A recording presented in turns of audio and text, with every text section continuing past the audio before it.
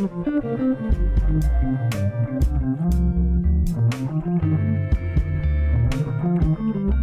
start. Good morning, everybody. This is the Wednesday, September 11th, 2024 morning session of the Portland City Council. Keelan, good morning. Please call the roll. Good morning. Gonzalez. Here. Maps. Here. Rubio. Here. Ryan. Here. Wheeler. Here. Before we get to the rules of order and decorum, colleagues, I would like to take a moment to reflect on the significance of today's date in our nation's history. Today marks the 23rd anniversary, of course, of the September 11th attacks, to the rules of order that profoundly changed our country and the world. This morning, members of the Portland Fire and Rescue honored those who sacrificed their lives during these attacks. They stood at attention in front of their stations at precisely 6:59 a.m. and 7:28 a.m., the times when each of the World Trade Center towers fell. This act of remembrance is reflective of our collective deep respect and commitment to never forget the brave souls lost on that day. Additionally, Portland Fire and Rescue will be hosting a Never Forget ceremony at 10 a.m. today in front of Fire Station Number 1. This ceremony is open to all who wish to join and pay tribute to the first responders and civilians who showed extraordinary courage and compassion in the face of immense tragedy. As we reflect this morning, let us also take a moment to thank our first responders, our firefighters, police officers, emergency medical personnel, and many more who continue to serve our community with dedication and bravery. Their commitment ensures the safety and the well-being of our city and our residents each and every day. Thank you, colleagues. We'll now hear from legal counsel. Good morning. Welcome to the Portland City Council. To testify before council in person or virtually, you must sign up in advance on the council agenda at www.portland.gov/council/agenda. Information on engaging with council can be found on the council clerk's webpage. Individuals may testify for 3 minutes unless the presiding officer states otherwise. Your microphone will be muted when your time is over. The presiding officer preserves order. Disruptive conduct such as shouting, refusing to conclude your testimony when your time is up, or interrupting others' testimony or council deliberations will not be allowed. If you cause a disruption, a warning will be given. Further disruption will result in ejection from the meeting. Anyone who fails to leave once ejected is subject to arrest for trespass. Additionally, council may take a short recess and reconvene virtually. Your testimony should address the matter being considered. When testifying, state your name for the record. Your address is not necessary. If you are a lobbyist, identify the organization you represent. Virtual testifiers should unmute themselves when the council clerk calls your name. Thank you. Thank you very much. First up is communications. First individual, please, item 778, Keelan. Request of Christian Schuff to address council regarding impacts to neighborhood of ongoing drug dealing and violence. Welcome. Thank you for being here.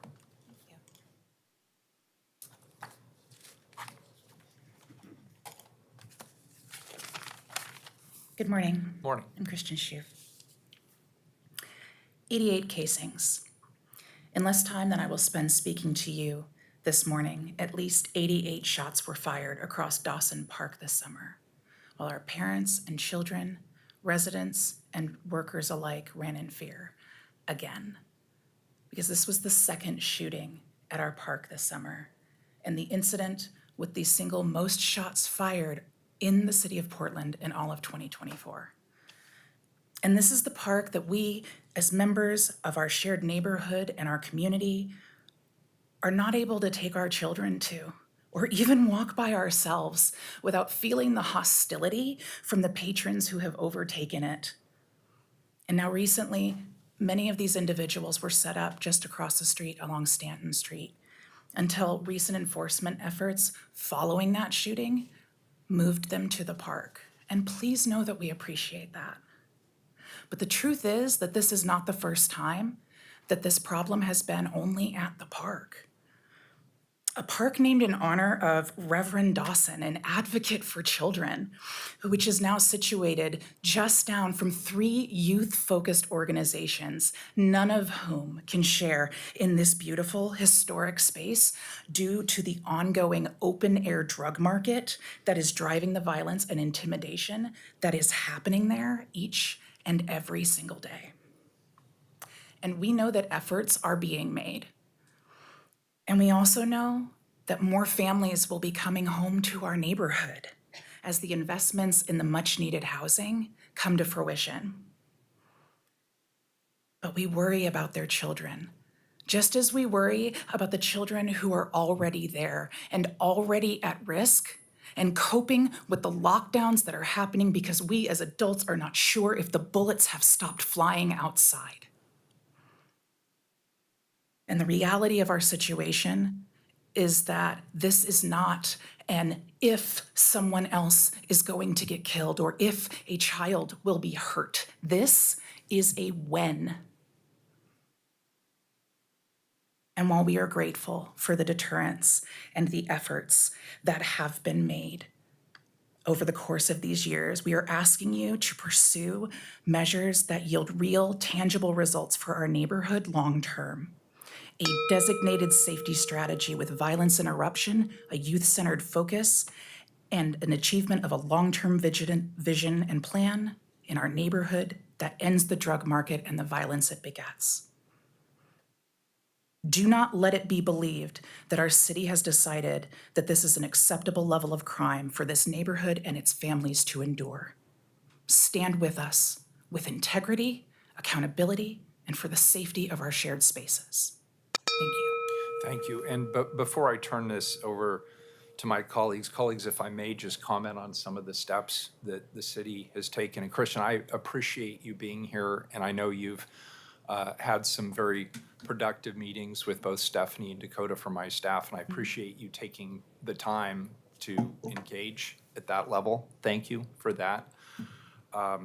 Colleagues, as you know, this is a priority for us, for all of us here on this council, as well as in our public safety bureaus.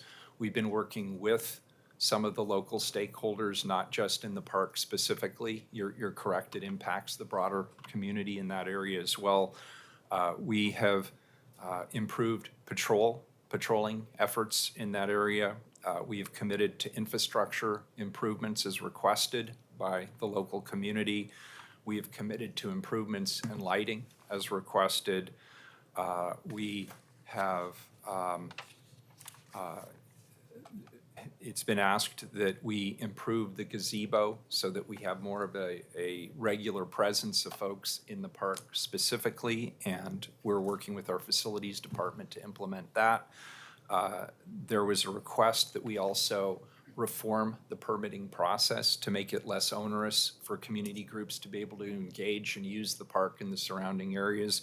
We have already begun implementing that program. And so out of what I agree is a really unacceptable tragedy, it should be unacceptable anywhere, especially here in Portland and especially in the heart of our Black community. It should be unacceptable. Something good is coming of this. And it's happening, Christian, in large measure because of you and others in the community who continue to engage with us to help direct us on what the right steps are. So I just want to say thanks to you, and thank you for being here today to continue to highlight this. Commissioner Gonzalez, then Commissioner Mapps. Were you first? No, you were first. Okay. Then Ryan. I just want to echo, Christian, thank you for being here. Advocating on behalf of families, on behalf of children. We cannot do it too much in this city. We often have loud extremists that will chastise the city council every time we want to add police officers on the streets of Portland, every time we want to clean up open-air drug markets, and they tend to dominate our political process. They'll dominate a DOJ quarterly when we're trying to reestablish a community that is safe for families to thrive in. And so I just would want to say thank you for being here. Please don't stop. I wish it wasn't necessary, but it is absolutely necessary that sane, rational people that are out to protect children in our community speak up, because the other side of this will speak up. And I wish we were doing better. We've got to hold hands together and just keep plowing forward on this to return the city to one of the safest in America again. So thank you for testifying. Thank you for listening. Thank you, Commissioner. Commissioner Maps? Christian, again, thank you for your testimony and thank you for your advocacy. Obviously, this is an issue that I think touches us deeply. My own kids during the summer have basketball practice out there, so I know what it is like to be afraid of sending your kids to this space. That's one of the reasons why, I've looked into this, and I think all of us have had conversations about what we can do. I do want to praise the mayor's office. I can tell that our city administrators have been working hard to pull together a package of reforms and changes that will make this space safe or safer. One of the requests that I have to the mayor and one of the suggestions I have to my colleagues is that we formalize and institutionalize the set of reforms that we're working on in this space in a resolution that clearly spells out what the city's committed to do in this space for the next year. I think that's important because frankly, this council will sunset in about 115 days. And one of my concerns moving forward is projects like this getting lost in the shuffle. So, Mr. Mayor, if you're open to that, I'd love to work with you to bring that resolution to this council so the public can understand what we're committed to doing and we can hopefully have some continuity in our efforts to make this space safer. Yeah, good. And Stephanie's actually listening to this conversation, so Stephanie will put that on the list for discussion. Thank you, Commissioner Thanks, Maps. Stephanie. Commissioner Ryan? Thank you, Mayor. Christian, I just want to briefly say thanks for being here. That was such compelling testimony. It was so thoughtful, and thank you for being present. And I do think the denial of our current drug crisis has really set us back. It hit hard with fentanyl and the new meth in 2020. And I do believe that both that local government was slow, but we got there. And then we've been waiting for county and state to grapple with this. Obviously, it's a national issue. I dare talk about last night's debate, but it even came up last night and whatever that was. And I just hope that we can all continue to just keep telling the truth because it's really different than drugs from the past. And it makes people very aggressive and violent behaviors are becoming way too common in those open air drug markets. Thank you for being here and for telling the truth. Commissioner Rubio? Thank you. A lot of my comments have said a lot of my sentiments too, but I just want to thank you, Christian, for being here and for coming today. And I wholeheartedly agree with one of my colleagues that we have to memorialize a lot of the work that's happening and make sure that that continuity happens well into the next council. So I'm very supportive of that, very supportive of community continuing to speak up about and holding us accountable to doing more, and appreciate the mayor's team for taking this on, taking the lead. So I look forward to supporting these next steps. Thanks. Thank you, Commissioner. Thanks, Christian. Thank you for being here. Appreciate it. Next individual, please, Keelan 779. Request of Robert Butler to address council regarding Bull Run filtration. Welcome, Mr. Butler. Good morning to you.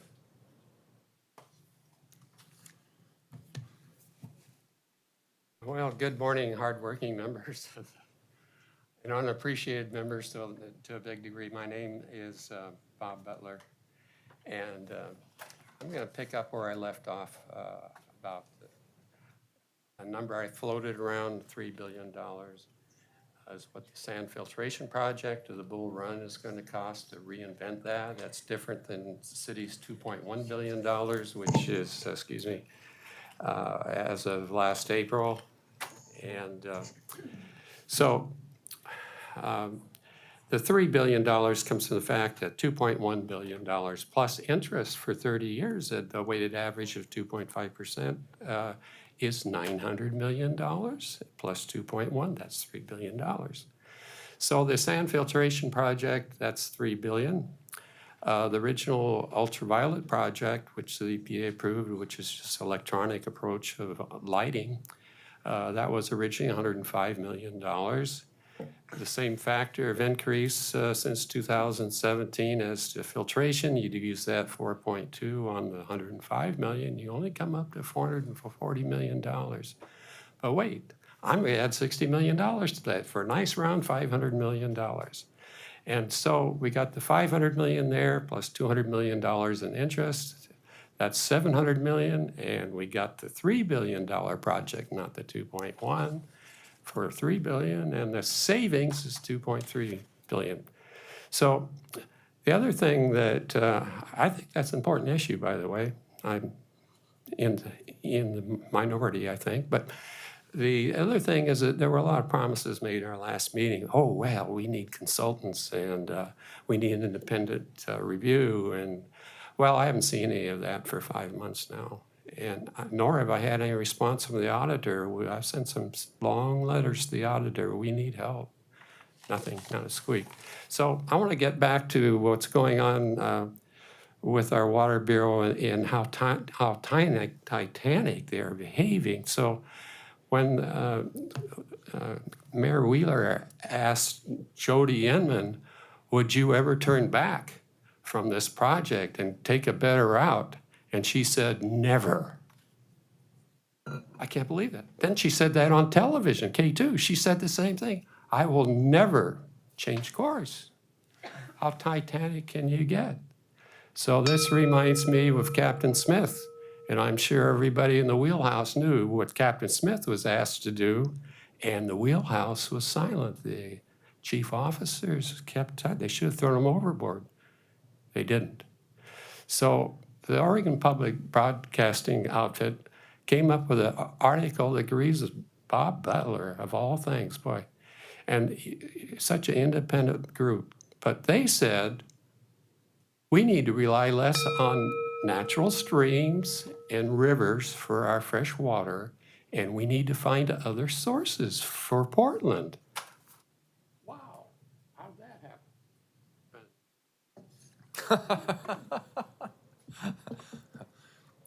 Thank you, sir. Okay, Good seeing you. thank you for 17 seconds. They keep us all on our toes around here, Robert. Next individual, please. 780. Request of Christopher Hale to address council regarding pedestrian and cyclist safety. Good morning. Good morning, Christopher. How are you today? Good. Good. My name is Dr. Christopher Hale. I'm a board-certified emergency medicine doctor. I grew up in the Portland metro area, went to school at OHSU, and have been treating patients in Oregon for over a decade. I've spoken to the City Council previously as an advocate for safer streets, asking that the city implement practical changes to save the lives of Portlanders dying on our streets, including drivers, cyclists, and pedestrians. I spoke to you after Portland's traffic deaths reached a 30-year high last year. We're pretty much on track to meet the same death toll again this year. I witnessed Portlander after Portlander come before the City Council pleading with you to prevent these needless tragedies. Those pleas are almost universally met with assurances that you take these concerns seriously, but frequently we hear excuses that nothing can be done because the problem is a culture of irresponsible driving. So it's legitimately alarming when journalists reveal that one of the council members running for mayor has racked up 150 parking and traffic violations, failed to pay most of them for months or years, had their license suspended 6 times, with some of those violations occurring after being elected to city council.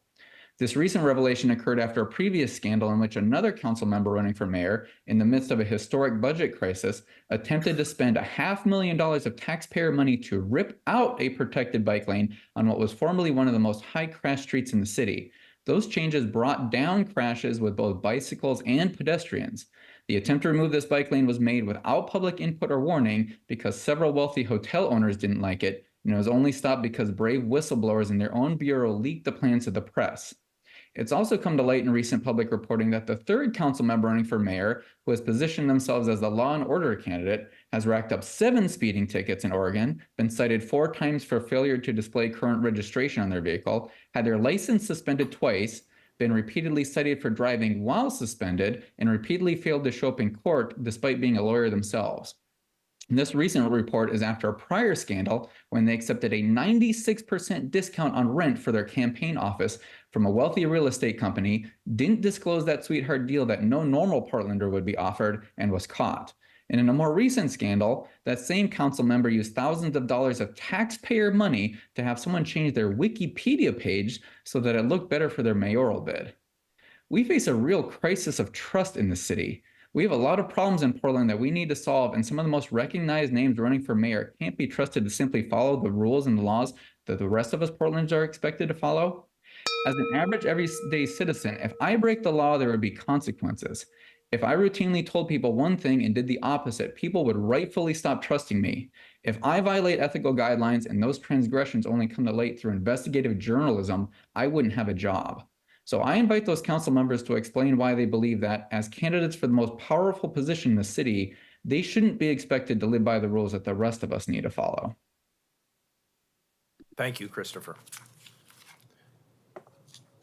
Next individual, please, 781. Request of Patrick Taylor to address council regarding fireworks ban. Welcome. You'll be happy to know that I'm not going to ask for any money. And I don't know any of you, so I'm not mad at anybody yet. This is Patch. He comes from a local rescue, OTAT, one tail at a time on Sandy Boulevard. And he's not real fond of fireworks.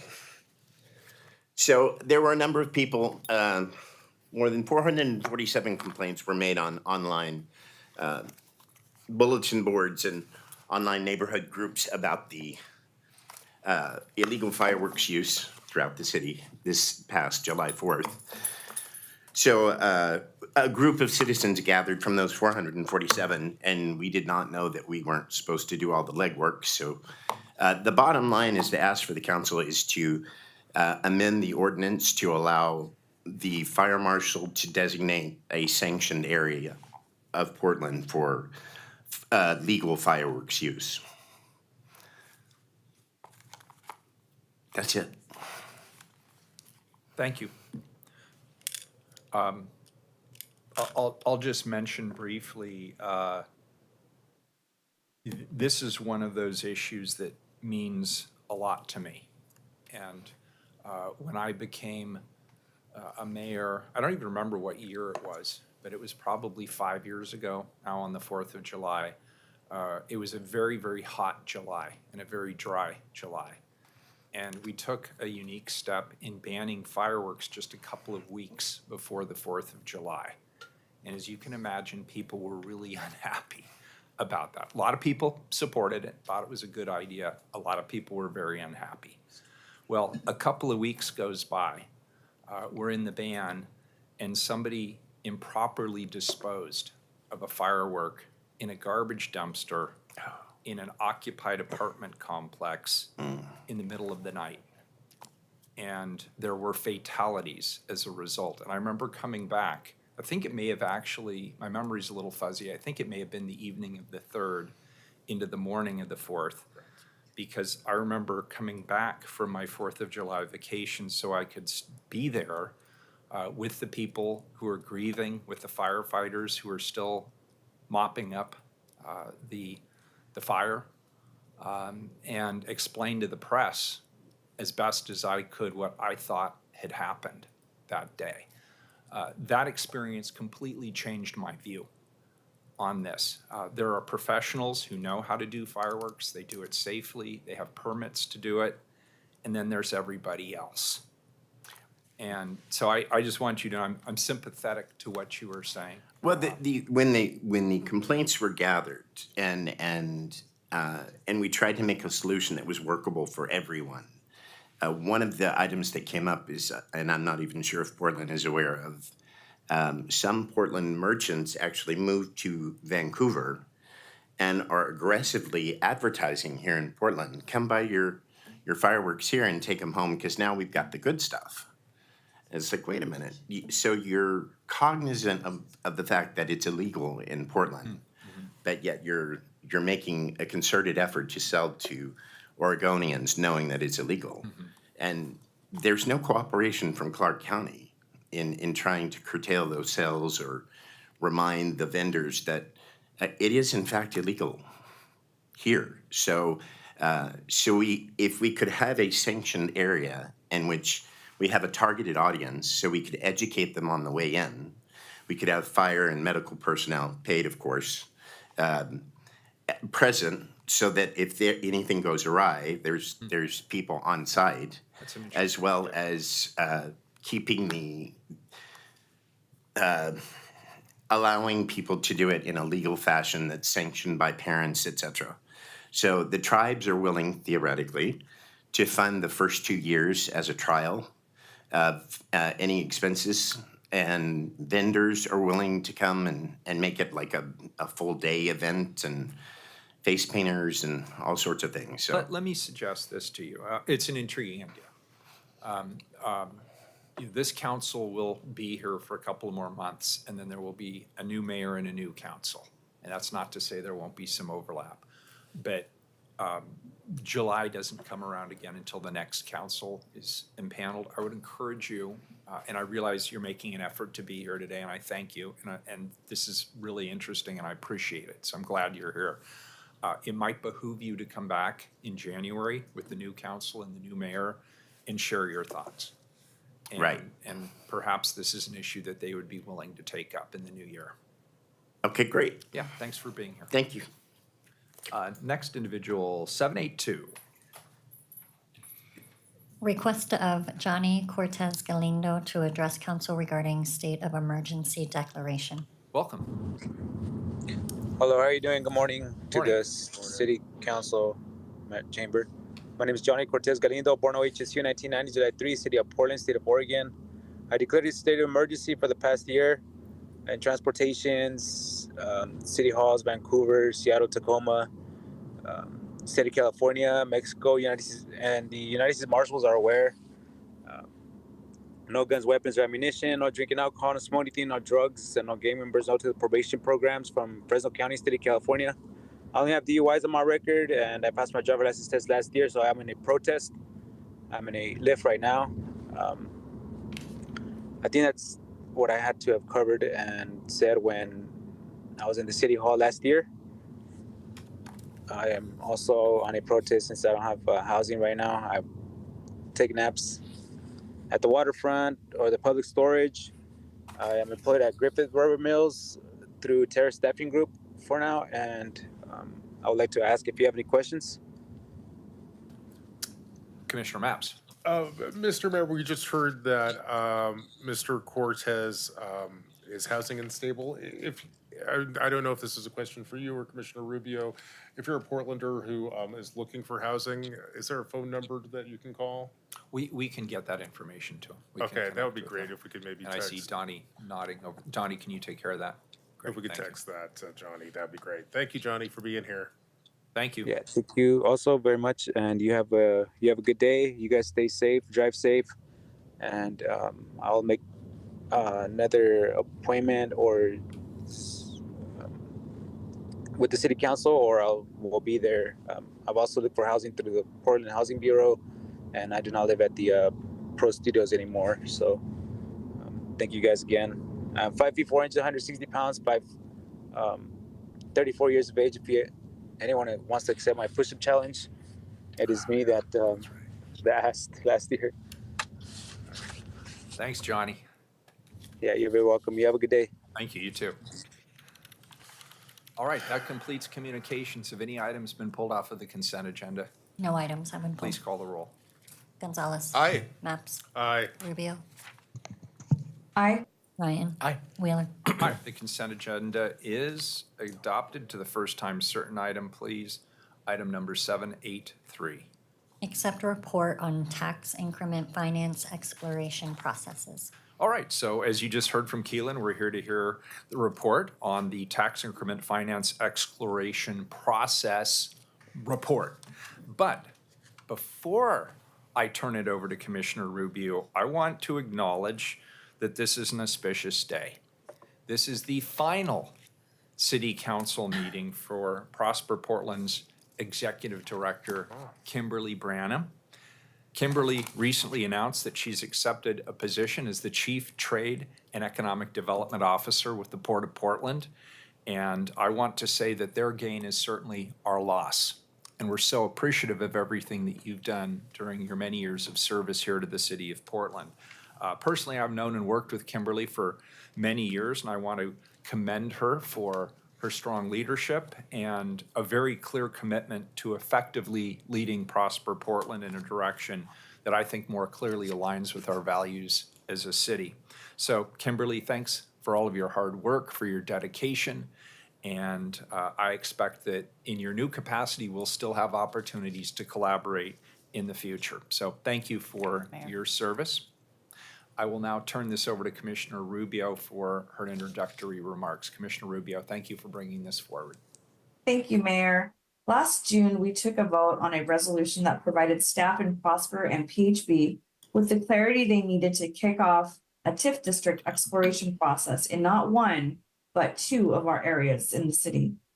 With a series of historic changes coming our way this fall, we knew that now was the time to take these important steps and to do so in earnest. So I asked Prosper to stand up a process, and we convened over 30 community representatives in the central city and over 40 in East Portland to dive into this with us. But as you all know, that resolution was not the beginning of the conversation.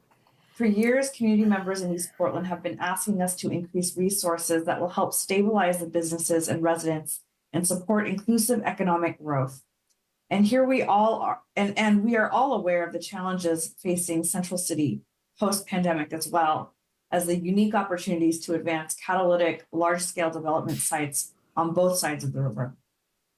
So when those two exploration processes wrapped up earlier this summer with votes in support of advancing all 6 districts, it did not come as a surprise to me. Because the conversations that we had together, as well as in a moment, were robust and they were very sincere. And also because the community members who dedicated their time knew, as we do, that TIF, if done right, can be a powerful tool to advance their priorities and create a Portland where everyone has an opportunity to thrive. In a few minutes, we'll hear about the folks who participated in this exploration process and who trusted us enough to do this work in partnership. We'll see maps of the new districts and lists of items that will be eligible for these investments going forward. We'll be reminded of how critical of a resource TIF has become in building new affordable housing. But before that, I also want to take a moment to also acknowledge Kimberly's service and contributions to our city. I've known Kimberly for a very long time and have worked very closely with her on an array of projects and initiatives over the years. She's an incredibly creative thinker, a really gifted leader, and a passionate advocate for equity and inclusion. She effectively led Prosper Portland through a period of transition and played an absolutely instrumental role in the city's response to the pandemic. And we're very grateful for that. And as we all know, Prosper does a lot of different types of work, and there's always more being asked of them. And Kimberly has done an excellent job of navigating that, balancing the different priorities while staying responsible to the board, the council, community needs, and the mission. And the item before us is just one example of the many visionary initiatives that Kimberly has helped bring to fruition during her time at Prosper Portland. So Kimberly, I want to congratulate you on your new role at the port and tell you how much we appreciate you and also wish you the very best of luck. Thank you, Commissioner. All right, thank you, Commissioner Rubio. Good morning, City Council. My name is Donnie Oliveira, and I'm the Deputy City Administrator for the Community Economic Development Service Area. Thank you for making time today for staff to provide an update on the Tax Increment Finance District exploration process in East Portland and the Central City. Next slide, please. Today, the team will provide relevant context and background information to discuss the interface with the Affordable Housing Set-Aside Policy and outline the extensive engagement process before sharing a high-level overview of the 6 new proposed TIF districts. And finally, we'll talk through the potential fiscal impacts of the new districts themselves. Next slide, please. As Commissioner Rubio acknowledged, on June 28th, the City Council approved Resolution 37623, directing Prosper Portland and the Portland Housing Bureau to pursue analysis and the creation of new tax increment finance districts to advance equitable development and inclusive growth in East Portland and the Central City. And under Commissioner Rubio's leadership, Prosper and Housing Bureau kicked off a 14-month exploration process in response to the resolution to build on lessons learned from prior TIF programming with the goal to drive inclusive economic growth and housing production in alignment with Advance Portland, our city's economic strategy, and the housing production strategy.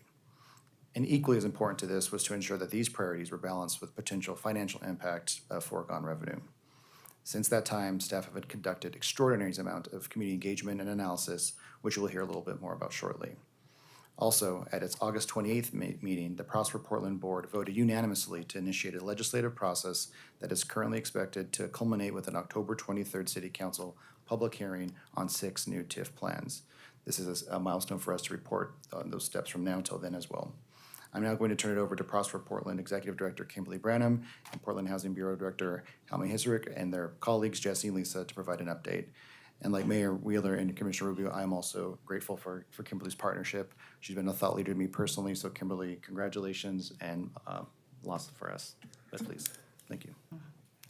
Thank you, Donnie. For the record, Kimberly Branham, Executive Director of Prosper Portland, and I'm really touched by the kind words. It's been the honor of a lifetime to be in front of you all, to be able to engage with you all. I greatly appreciate your leadership, Mayor and Commissioners, and the opportunity to work so closely with you over the last. It's been 17 years that I've been working at the city and then at Prosper, and really grateful for all that we've been able to do together. So I'm going to dig in to, you can go to the next slide, please. One more slide, thank you. All right, so let's dig in. So as council's aware, tax increment finance, or TIF, you're going to hear a lot about TIF, is a long-term source of funding that can be invested in community priorities for physical improvements. It is not a new or increased tax. The funding comes from growth in property taxes within a defined tax increment finance district geography in which investments can be made. Next slide, please. Of the 18 tax increment finance districts named on the slide and created over the last 40 years, as of October, 11 will be terminated and have no remaining TIF to invest. So that includes all of the TIF districts on the west side of the Central City, Airport Way, the Oregon Convention Center, and the 6 neighborhood Prosperity Initiative micro TIF districts that are largely in East Portland and were in outer Northeast Portland. 4 districts, those that you see in gold, have some remaining TIF to invest, but have issued their last debt and are no longer collecting tax increment. And so there are just 3 districts, North Macadam, better known as South Waterfront, Gateway, and Cully, which will be active districts in the coming year. When you hear us talk about the TIF cliff, this is really what we're referring to. For the last decade, we've been anticipating that as of the mid-2020s, we would be in this position of terminating or sunsetting nearly all of the TIF districts that you see here as they reach maximum indebtedness and pay off their debt. So this means that today, our 2 agencies, Prosper Portland and the Portland Housing Bureau, have approximately 40% of this number of staff that are funded by TIF that we had in 2010, and we anticipate receiving about $10 million in TIF in 2026 as compared to an average of $80 million in new TIF per year each year over the last 20 years. Next slide, please.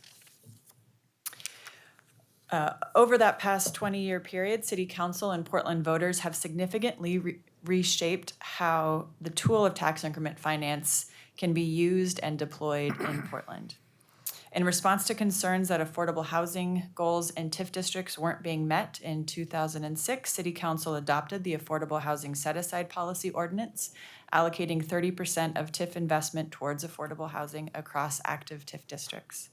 In 2007, the Charter Commission recommended greater oversight of what was then called the Portland Development Commission, which included updated language in the city's charter about PDC's mission and directed the agency to better involve community members to achieve economic prosperity, quality housing, and job opportunities for all.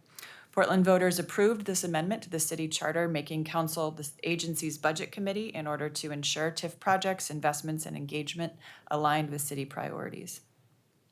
In 2009, at the height of the Great Recession, City Council created the Portland Housing Bureau, transferring all affordable housing programming, resources, and staff from the Portland Development Commission to Portland Housing Bureau. This followed a report's recommendation to consolidate affordable housing functions, which had previously been housed at Portland Development Commission, Bureau of Housing and Community Development, into a new bureau, as well as supportive services, and was designed to enable Prosper Portland to focus on economic and urban development projects. And finally, in 2015, City Council updated the affordable housing set-aside policy and increased the set-aside to 45% across active Portland TIF districts in response to community member concerns about access to housing during the five-year set-aside review process.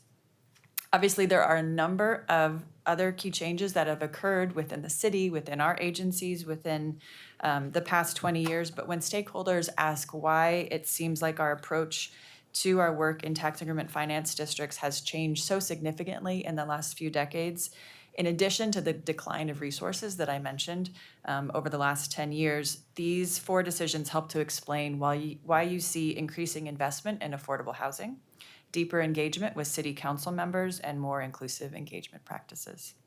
And with that, I'll turn it over to Helmi to dig further into the set-aside policy. Thank you, and good morning. Helmi Hisarick, Director, Portland Housing Bureau. I actually want to begin for a minute, taking a minute to say that I have been in the city of Portland for 7 months. And before getting here, I was told that the community process was a very important part of all public work. And I have had a lesson from Kimberly Branham, Director of the Prosper Portland, on how to conduct public process. I have gone to multiple meetings in both Central City and East Side, as well as many briefings with commissioners, with the county, with internal departments, and it has been a privilege to work alongside Kimberly, and I have learned more from her than from any other director since I've been here. So I want to thank her for the crash course in good work. And it came about in particular because the set-aside policy, which I'm going to we go to the next slide, the set-aside policy for housing from the tax increment financing was something that is overdue for review. It requires a review every 5 years, and it actually should have been reviewed in 2022. And so I was very anxious to bring it forward at the same time as the adoption of the TIF districts. But it is through the process that I've learned with Director Branham about engaging the community that I realized that we had not engaged in the conversation on the set-aside policy. And so at this point, we are prioritizing that in the coming work plan, and I now have a much clearer understanding of what it will take to engage in a robust conversation with the City of Portland on this important issue. So with that, the current set-aside policy for the tax increment financing sets aside 45% of all resources for affordable housing. That is for housing on the rental side for 0 to 60% of the area median, and up for homeownership to 0 to 80% of the median. And for context, a family of 3 in the city of Portland earning 60% of the median is earning approximately $60,000 a year, and a family of 3 at 80% of the median is earning $81,000 a year. So really, the set-aside policy serves households earning at or below $81,000 a year for a typical family of 3. The set-aside, the policy sets aside 45% of all income for at 45%, but it isn't necessarily targets of 45% in each TIF district. So it varies by TIF district, and it really is a function of the conversation that takes place by the stakeholders within those districts. So what you can see on this slide is the target forecast for the existing districts ranges from 29% affordable housing or set-aside dollars in the River District to 70% in interstate. So for across all of districts, it's 45%, but it does vary by district. Next slide. This shows you the funds available in the current existing TIF districts for housing. And what you can see is that most of the districts, River District, Lents, Central East Side, South Waterfront, and Interstate actually are in the process of being closed out. And we have is that correct? Thank you. We have projects in pre-development for the River District, for Central East Side, as well as for Interstate that will actually expend those funds rather quickly. We are in the process of closing out, working with Prosper Portland, and we have made commitments for funding in all those districts. In Lents and Gateway, we have upcoming NOFAs. We anticipate also expending those rather quickly. The two districts where we will have some resources available still, even though we have an upcoming NOFA in Gateway, we still think we may have some additional resources. And of course, Cully, which is a new district, we actually have 20+ years to expend those dollars. So we're still in the process of forming the plan that will be informed by those districts. The majority of the funds are spent on low-income housing leveraged with tax credits, although it is by no means the only type of housing we do. We do home ownership as well. And we are seeing, as we engage in conversations with the community, desires for different types of housing in each of these districts. Next slide. So if approved, the 6 new TIF districts would be added we would have the set-aside policy with these new TIF districts. However, with individual targets of 45% per district.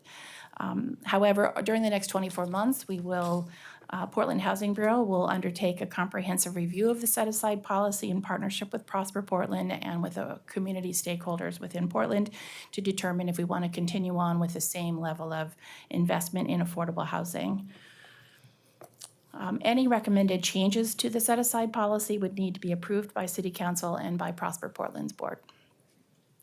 Lastly, I'll just say that, as you know, I think that the TIF districts are vitally important to the continuation of affordable housing in Portland.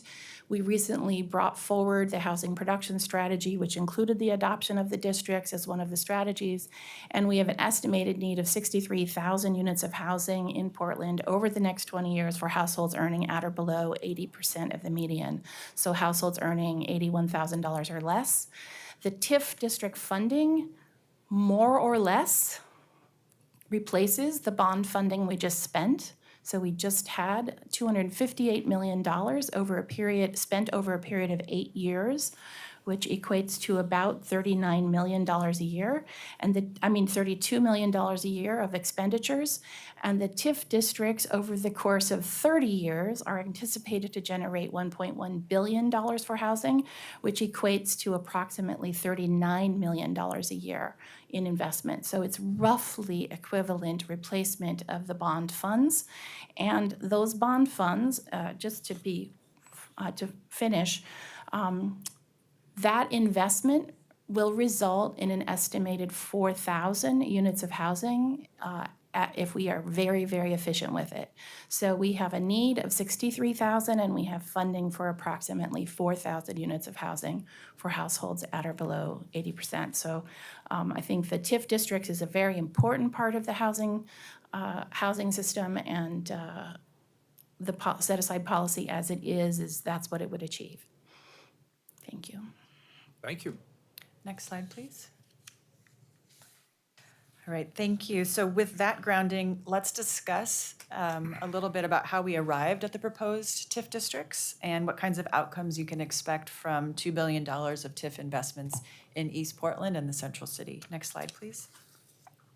So as DCA Oliveira and Commissioner Rubio mentioned, the 2023 City Council resolution allocated specific levels of acreage and assessed value for both East Portland and the Central City exploration process.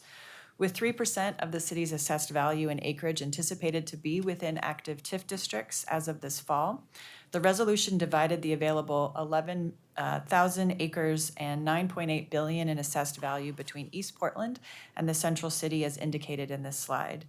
The 6 proposed TIF districts stay within these constraints, but they really required that the steering committee and working groups make challenging decisions to maintain and keep within these constraints in many cases. Next slide, please. As Commissioner Rubio mentioned and spearheaded over the last 14 months, we engaged a Central City and East Portland Steering Committee and 3 working groups that were comprised of collectively 95 members. These committees met 65 times over 14 months to co-create the proposed districts. We also held open houses and partnered with a broad range of organizations to solicit feedback and input that shaped the priorities and increased awareness during this period.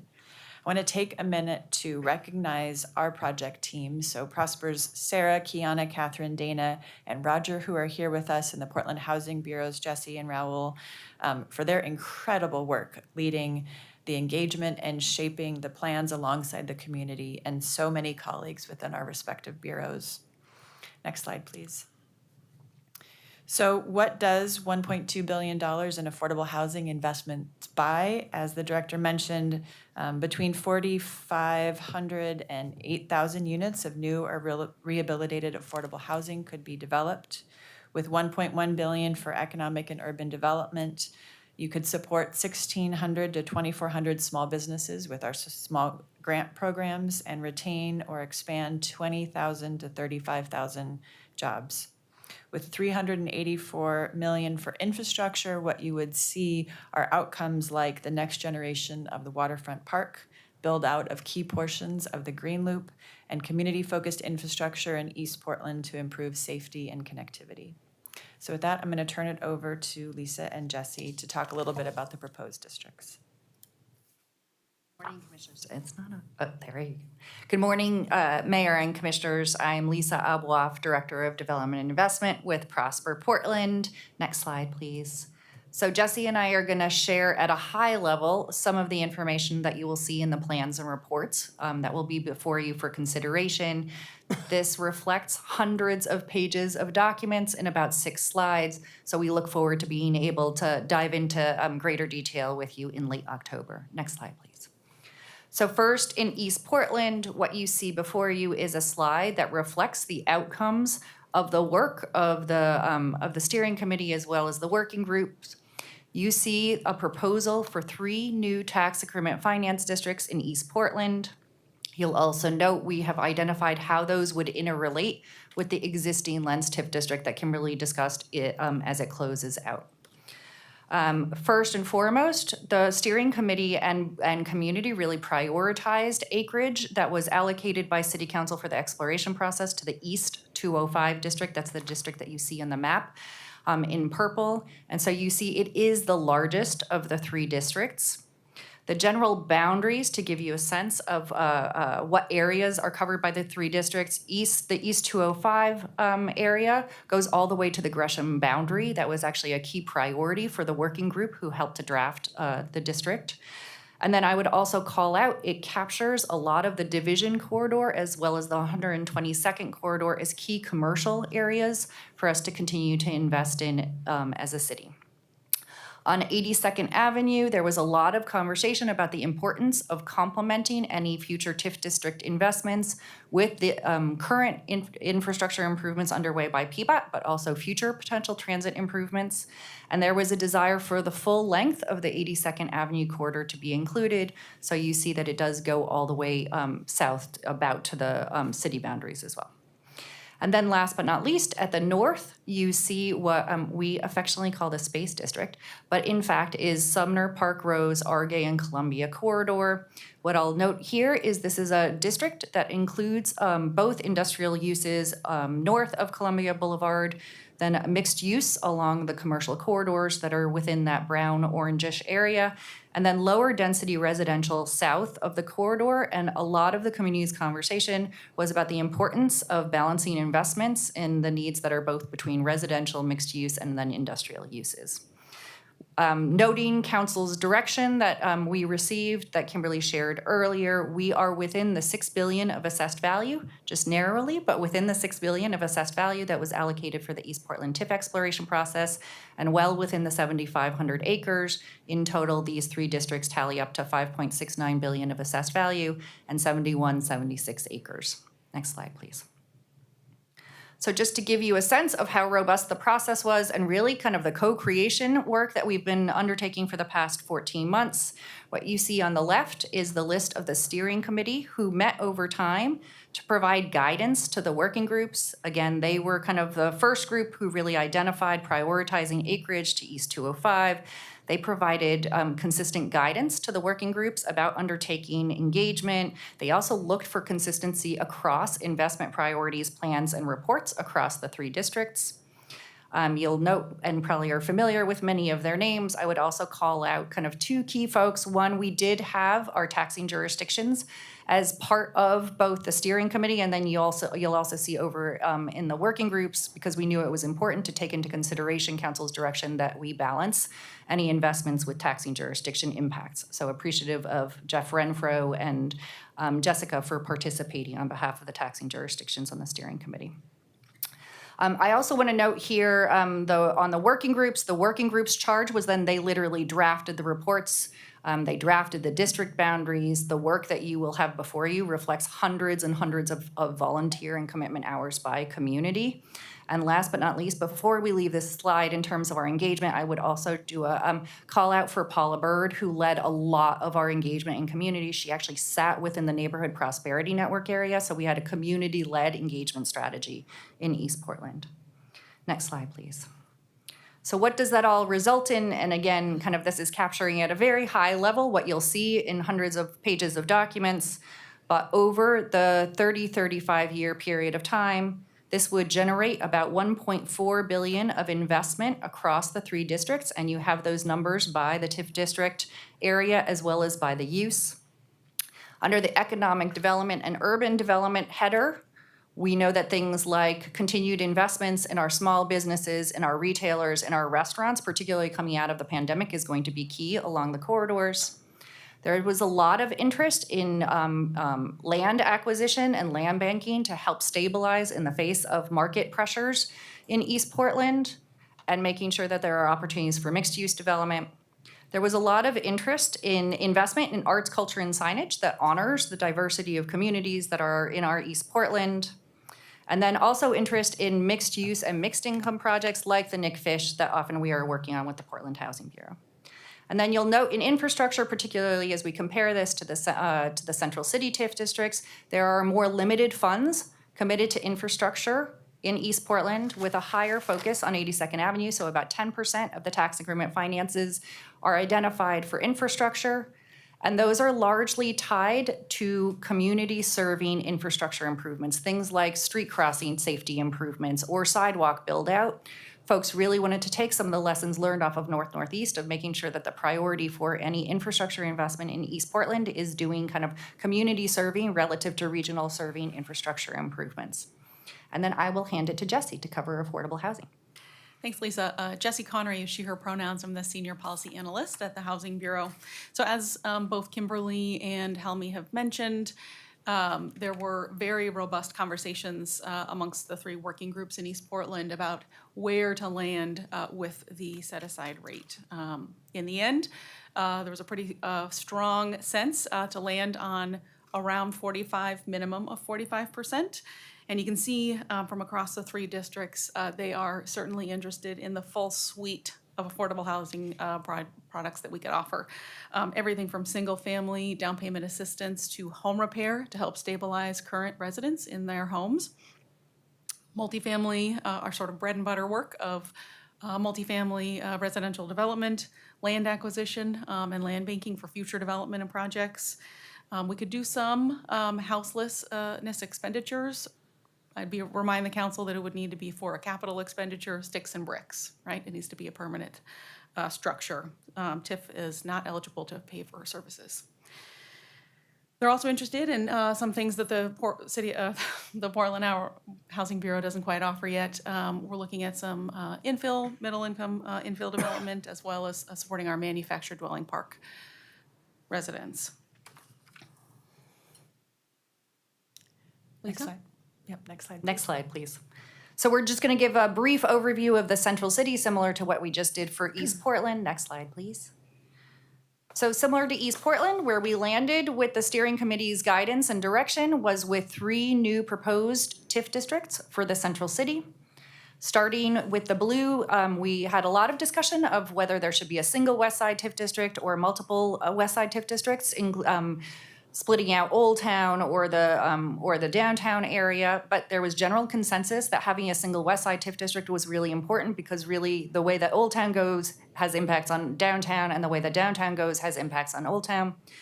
Generally, this area is bound at the north by Lovejoy. At the south, kind of you see a couple of legs. Those are Keller Auditorium and the South Park blocks extending all the way down into the Portland State University area.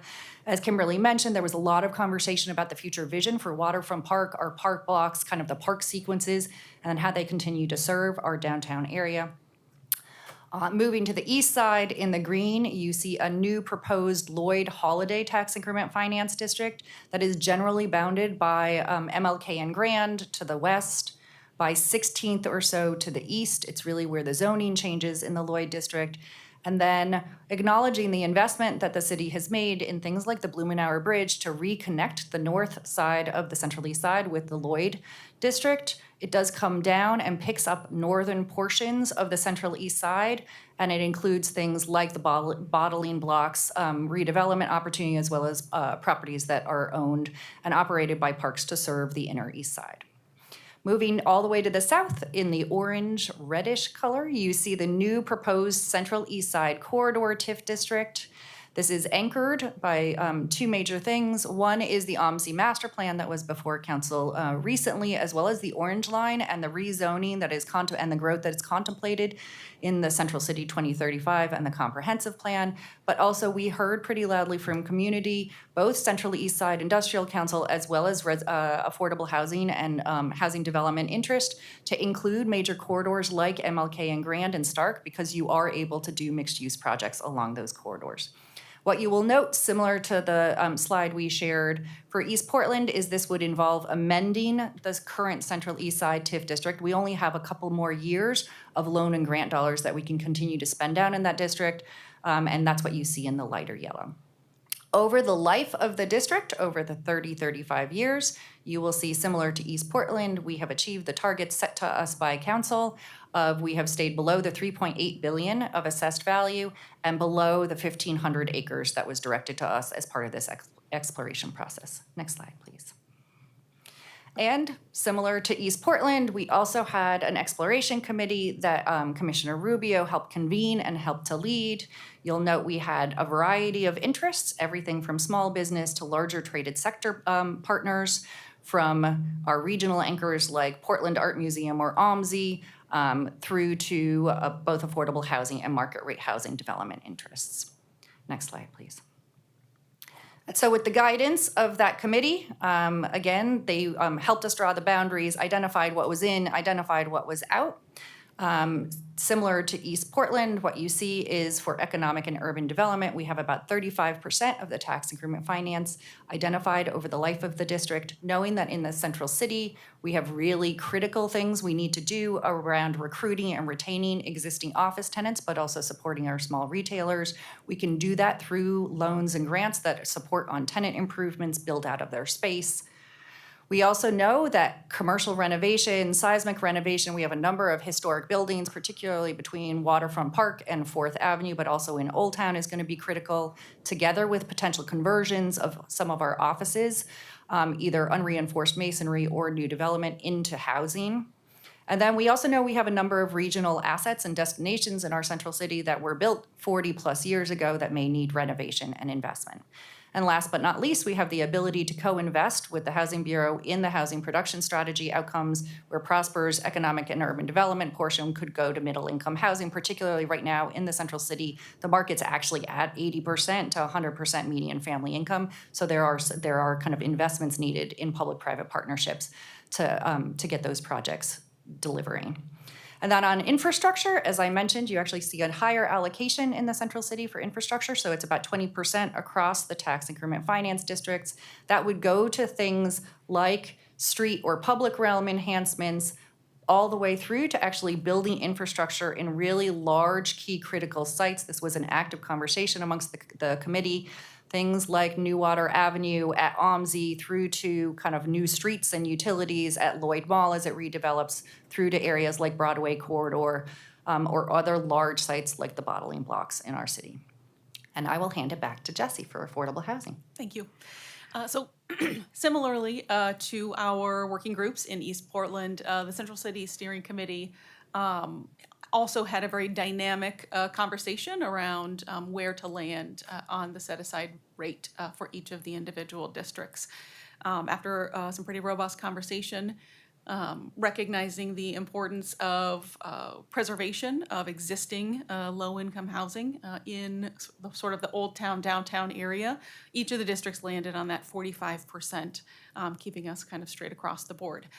And as you'll remember from East Portland, while community members there were looking for sort of a suite and spectrum of menu options, really the focus in the Central City districts is, again, the preservation of existing low-income housing that over the next 10 to 20 years is going to need some significant renovations in order to keep those working for our community, as well as focusing on some new residential development. So really a little bit more of density in higher buildings in the Central City areas.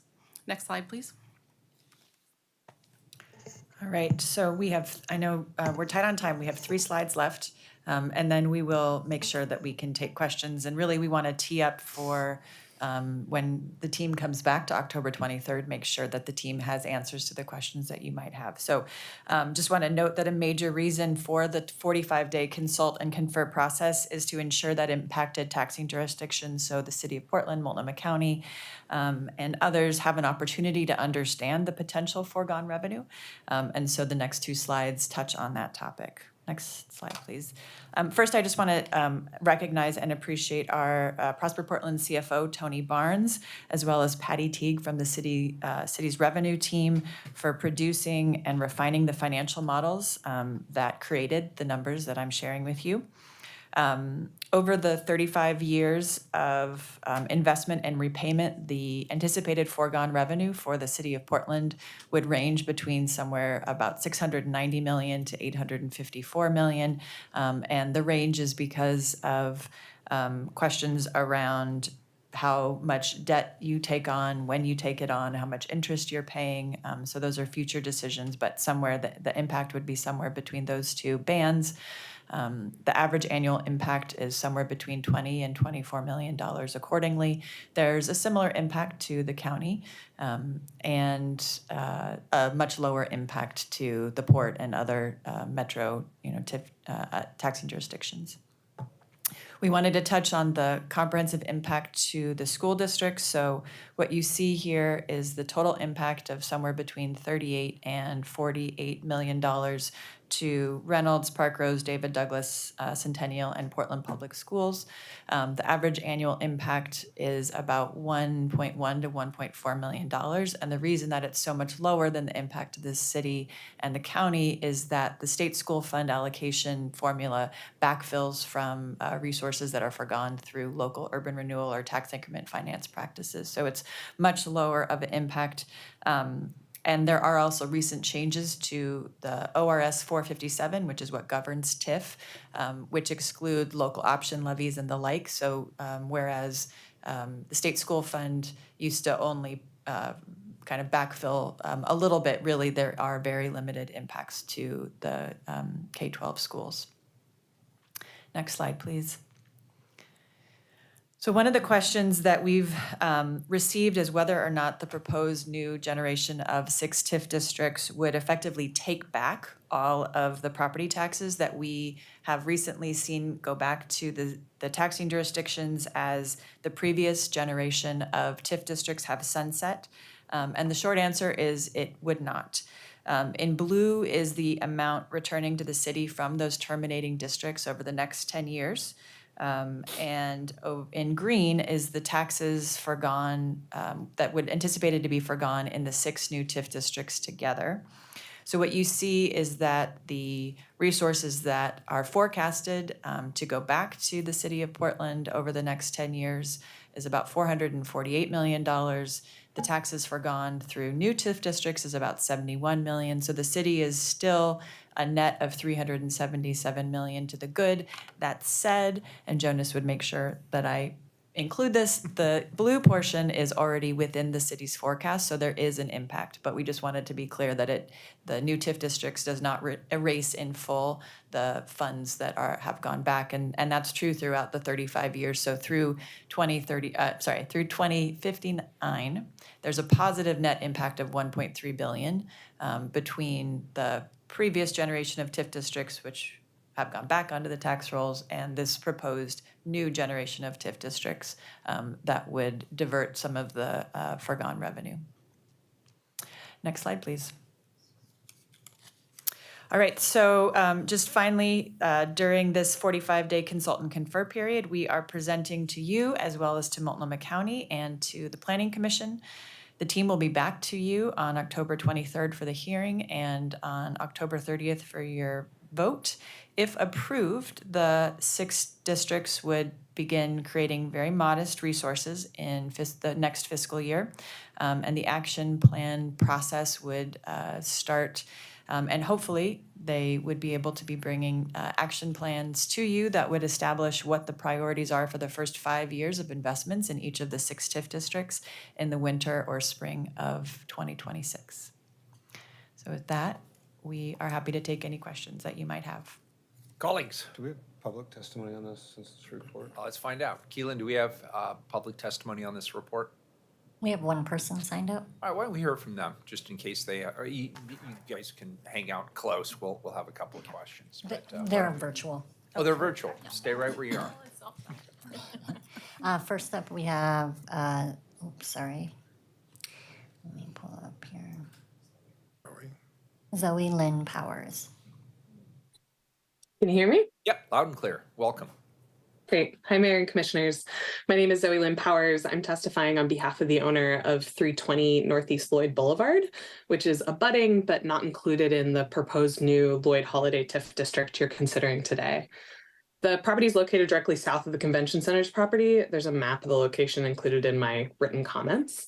We believe this property may have been overlooked for inclusion because it sits in this funny little pocket between 84 I-5 and the Convention Center. In that location, though, it's a highly visible site. It's one half of the gateway to the district on MLK, paired with the property across MLK that is proposed to be included in the new TIF district. With central commercial zoning and visible from multiple freeways, in addition to that gateway location, the property would be great for housing or for commercial spaces that complement the convention center. And having access to TIF could help make it more feasible to develop by mitigating higher construction costs due to the slope of a portion of the property, or investing in a project for affordable housing or a mixed use with affordable retail space, for example. So given all that potential, the exclusion of the property from the Lloyd Holiday TIF district is contrary to the project's goals. It's currently being used as a service parking lot and could greatly contribute to the visioned revitalization of the Lloyd district. I want to note that I haven't had a chance to discuss this with staff. Unfortunately, I only got pulled in very recently when the property owner saw a news story about this, and I couldn't find in the materials online that there was any mailed public notice to owners in the areas being considered for this TIF district. But I have reached out to staff. I hope to connect with them soon. And from yesterday's Planning Commission meetings and materials, I do know that staff have been resistant to asks to include additional properties in the TIF districts, citing to a 15% cap and to the committee process that led to these maps. The Prosper Board resolution approving this set of TIF districts explains that they will not hit the 15% cap. And staff explained to Planning Commission yesterday that they are leaving acreage on the table in the central city compared to the maximum that was set by City Council last year. So it does seem like there's room to add a targeted set of properties to the TIF districts without risking exceeding the 15% cap or City Council's maximum acreage. And as to the public process, that process did not begin and end with the committees that Prosper Portland put together. State law mandates that these Planning Commission and City Council hearings are part of that process. And it is ultimately up to you to decide if you want to add a targeted set of additional properties, or if you want to leave acreage on the table in the central city when potentially more could be done to advance this. We respectfully ask that City Council include the property within the mapped area for the Lloyd Holiday TIF district. Great, thank you, Zoe. And Lisa, I saw you copying information down. Can you get back to Yes, her on this? yes, we will definitely follow up. Lisa will follow up, and we can talk a little bit about just the potential process that she mentioned, if there are questions about that. Great. Did you hear that, Zoe? She's probably already cut off, but we'll reach out to you if you can still hear me. Thank you. Commissioner Gonzalez. A couple areas of questions. So just focusing on East Portland for a second, there was a statement made that there's going to be a greater emphasis on local infrastructure versus regional infrastructure. That came out of community feedback.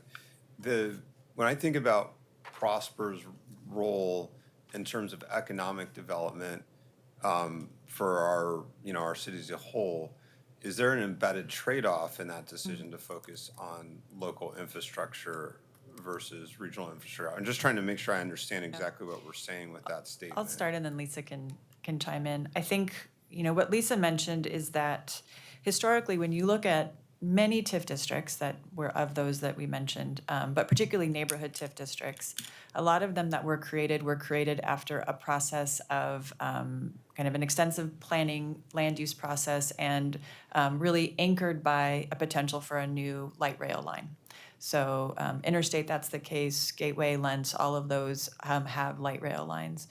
The challenge with having the first investments out of the gate be focused on the being the local match for the federal investments is that then you don't have resources for the first 5 to 10 years for other priorities.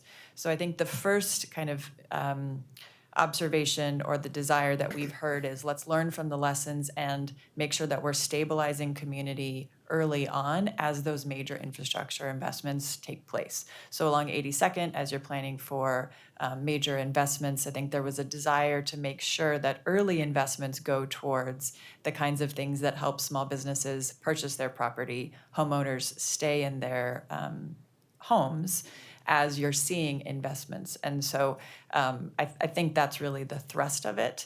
And a desire for TIF not to be the only way to match our major federal transportation investments. Certainly, it's an important match for local improvements districts, for system development charge projects like the Blumenauer Bridge. And I don't think that those would be, I think those would still be encouraged, but I think it's really focusing on those, the interstate where we put in, Tony's gonna have to correct me, 40 million? $30 million. And that was the major investment for the first 5 years of that district. And so some of the other community priorities were not invested in at that time. And just to follow through, because every one of these things has trade-offs, right? So by extension, then this decision to focus on local infrastructure, which I'm not necessarily judging, I'm just trying to project out what this really means. That might mean we wouldn't have more dollars to do a federal match for major transportation infrastructure. At least not through Prosper. I think that's right, particularly in East Portland. I think that's the intent. I think that's definitely less the case for Central City. So for the Central City, I think the intent is to leverage major federal investments. And I have to defer to Commissioner Maps on some aspects of this just to understand under the hood why the differences between the two. But I also just want to be conscious of a number of these things that are embedded in what we're saying about because I'm going to get to affordable housing set aside in a second, but just there are real trade-offs as to and perceived pain on one particular TIF. I just want to make sure that we're not drawing too broad of conclusions as we go forward, right? Like, yes, be informed by previous experiences, but that did get a lot of transportation infrastructure built fairly quickly, and that is by many deemed a positive, right? I mean, it had some negatives, but... Well, and I think you really have a structural funding challenge that exists between federal, state, and local funding sources, right? So when you think about what community is asking for, and in all of these conversations, it's the same, different variations on it. But when people think about major investments in light rail or bus rapid transit, they're also very excited about improving their local streetscapes and having affordable housing and having more commercial tools. We have really good federal resources, now with a much higher expectation for local match for the transportation investments.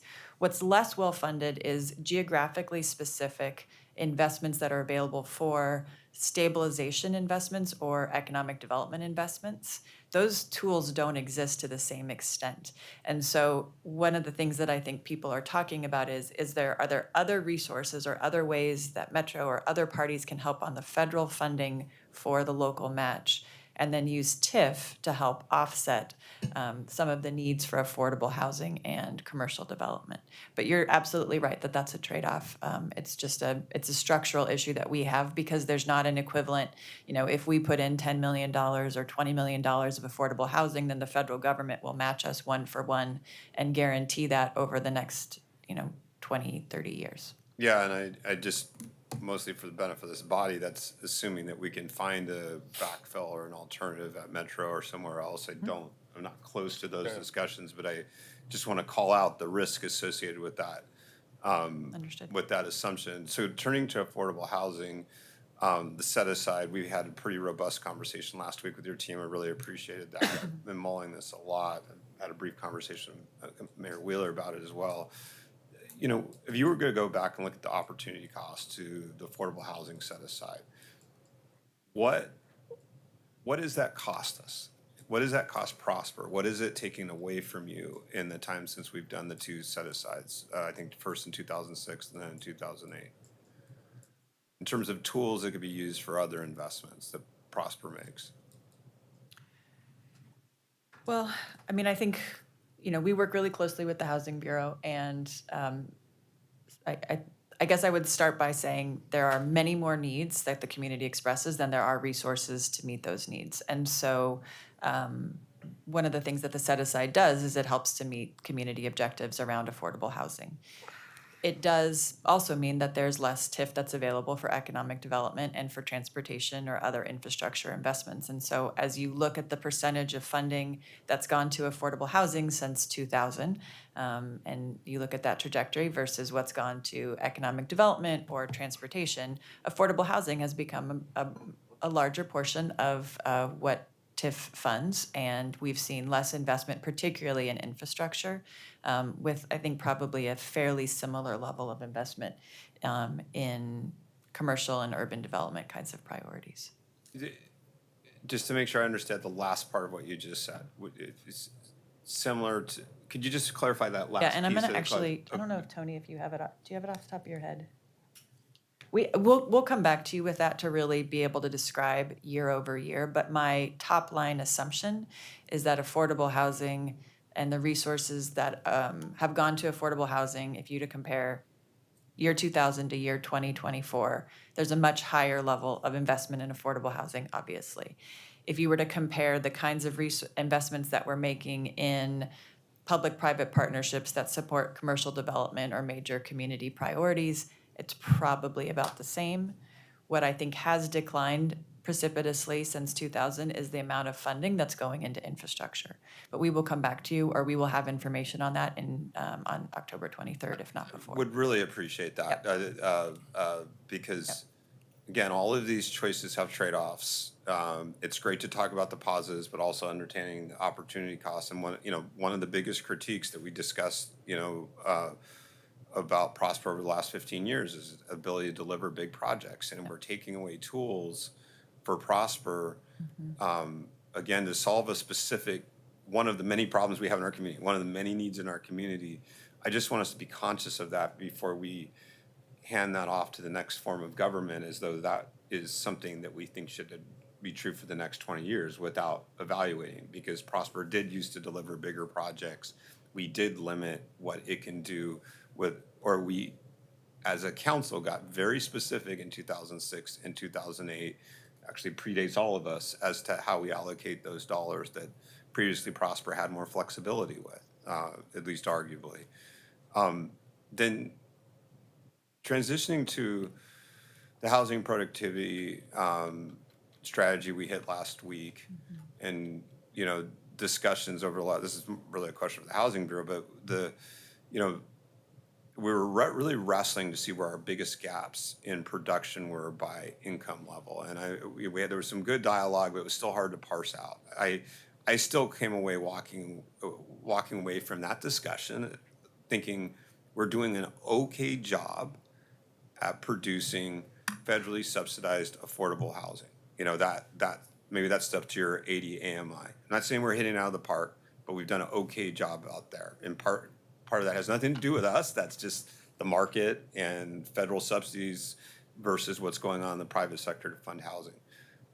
But when we get to middle housing, you know, and anything that's market, we're really, really struggling to produce, and particularly the last 2 years. And am I generally getting that right? I just want to, before we go too far, because again, when we were going through the graphs, the different AMI levels, it was still hard to pull out like what we produced at each level. It's pretty clear what we produced that is, you know, federally supported affordable housing versus everything else. But I don't want to draw too broad a conclusion for what we hit last week. So if I may, I'd like to actually connect the prior conversation about major infrastructure investment with the housing conversation. And it's a very complex picture, and I think we do need more data to help answer your question. There is a direct corollary between major investment in public sector, such as transportation and open space, which are very desirable, to increases in property value and housing prices and displacement. And so there is a relationship between, do you invest in this major catalytic community building activities and housing? Those are complicated. And our current approach to affordable housing is to invest at the tail end in gap financing for housing, taking all of that value increase into the cost of that housing. So I think we need to be talking about a strategy where we're investing early in housing stability while we start talking about major infrastructure investments, because one of the largest issues that Portland is facing is displacement, has historically faced, is displacement of lower income households from areas where there's large public investment. And that is what the conversation was about in East Portland. It was, we want people who live in East Portland who've been displaced from other parts of Portland, particularly Northeast Portland, to have stability and to be able to stay in the community. Can I pause you there? Because because I recognize this is an assumption that underlies the affordable housing set aside in the theory behind it. Going back to 2006, 2008, as I understand it, the city's booming. We're doing quite well at creating big projects and doing quite well at building. We were concerned that we were leaving people behind, and so that it was not shared economic prosperity. Venerable response to what was going on at the time. I want to make space for this council not to just hand off policies to the next council that are based on very different assumptions. Like, I mean, when I think we are in a very different place in 2024 than we were in 2004. We're not generating big projects. Market housing has collapsed. I mean, we're looking at a downtown Armageddon if we don't significantly, you know, change the trajectory there. It's entirely different dynamics in 2004. But what you're alluding to goes back even deeper, right? The history of urban renewal and displacement. I want to, not ignoring that reality as part of our history, but also recognizing that, you know, when we sat here and went through recent TIF districts, I think the majority of those TIF districts became more diverse after our TIF districts were instituted. Now, it had to do with the relative mix of housing in each district, right? I mean, I don't want to be overly broad, but I understand the assumption, and I understand what we were trying to do at the time. I just want to make sure that we're not automatically embedding that in a very different time and reality into policy going forward, or at least that we're very conscious about that and we're testing the assumptions underlying there. Yeah, and please be clear when I say what I'm saying. I also think that major public investment, catalytic investment, is vitally important to cities. So I'm not knocking it, if you will, in my conversation. I'm just trying to talk about housing. In terms of housing, just looking at the Portland Housing Bond, there was $258 million investment that achieved approximately 1,800 units. So that was, and it was knocked out of the park, better results than was anticipated at the time that the bonds were issued. So we all have said this is a good public investment. That public investment is for 1,800 units when we know that the need is for 63,000 units of affordable housing between now for the next 20 years. So we're constantly at the Portland Housing Bureau saying to ourselves, how do we get 63,000 units of affordable housing? How do we stretch those dollars? How do we maximize those resources? The TIF districts with 45%, as I mentioned earlier, is anticipated to generate about 4,000 units of affordable housing. So I would suggest that I think, first of all, the 45% set aside is higher than I've ever seen in any other city in terms of set aside. So it's actually a very high standard. However, it is also a drop in the bucket, if you will, in terms of what the needs are for affordability. I do think strategically there could be some different approaches. I think one of the struggles we have in affordable housing is that we have a very prescriptive way of doing affordable housing that leads us to have basically not mixed income. And I think from a policy perspective, what we hear all the time is we'd like to have not only buildings to be mixed income, but we'd like to have communities to be mixed income. So I think one of the strategic goals of the conversation is less about 45% for this and 55% for that, and really a strategic conversation about how do you achieve a mixed income community, how do you achieve mixed income projects, what are some financing alternatives that we have never explored that could be explored to achieve those things. And I will share with you that that is a strong interest of mine, is looking at how to achieve a more mixed income community and how to align infrastructure investments with housing stability and preservation of affordability in every community. So I do think I cannot answer the question about the housing production above market. I can only answer, since I've only been looking at the affordable side, I can only answer where the housing production is on the 80% of AMI and below, and it's about 10% of what needs to be. But I do believe that Portland is facing based on what I've read in the papers, that there's a lack of investment, and what I've seen in terms of the permit issuance is there's a lack of market activity right now, and so for market rate housing, and that is definitely something that should be evaluated, a strategic evaluation of how do you gain interest by the private market in building in Portland, building housing. Okay, and I look forward to the analysis. Again, it's just so that because even when we talk about affordability, I think sometimes people listening at home thinks that translates to their income level. But if you're not at 80, or below AMI, we're not really talking about you when we're talking about affordable housing. It's really, but middle housing does cover a substantial part of our population, and all indications are that we're really struggling in that space. Well, and middle is a gray area. When we talk about affordable and we say a household of three earning $80,000 a year, 53% of the housing need is at households earning below $81,000 a year. So, there is a huge demand in that segment, and that could qualify as middle. But maybe what we need to do is talk a little bit more broadly about what is it going to take to achieve middle to get up to 200%. Fair enough. I think your framing is better than mine. I just people get caught on the word affordable, and they think that's talking about them. It's often not talking about them. And I just want to be crystal clear as we use the language. Thank you for I'm good right now. Thanks, Commissioner Gonzalez. Commissioner Ryan. Yeah, thank you, Mayor. That was a great conversation. It makes me want to ask different questions than I thought of before.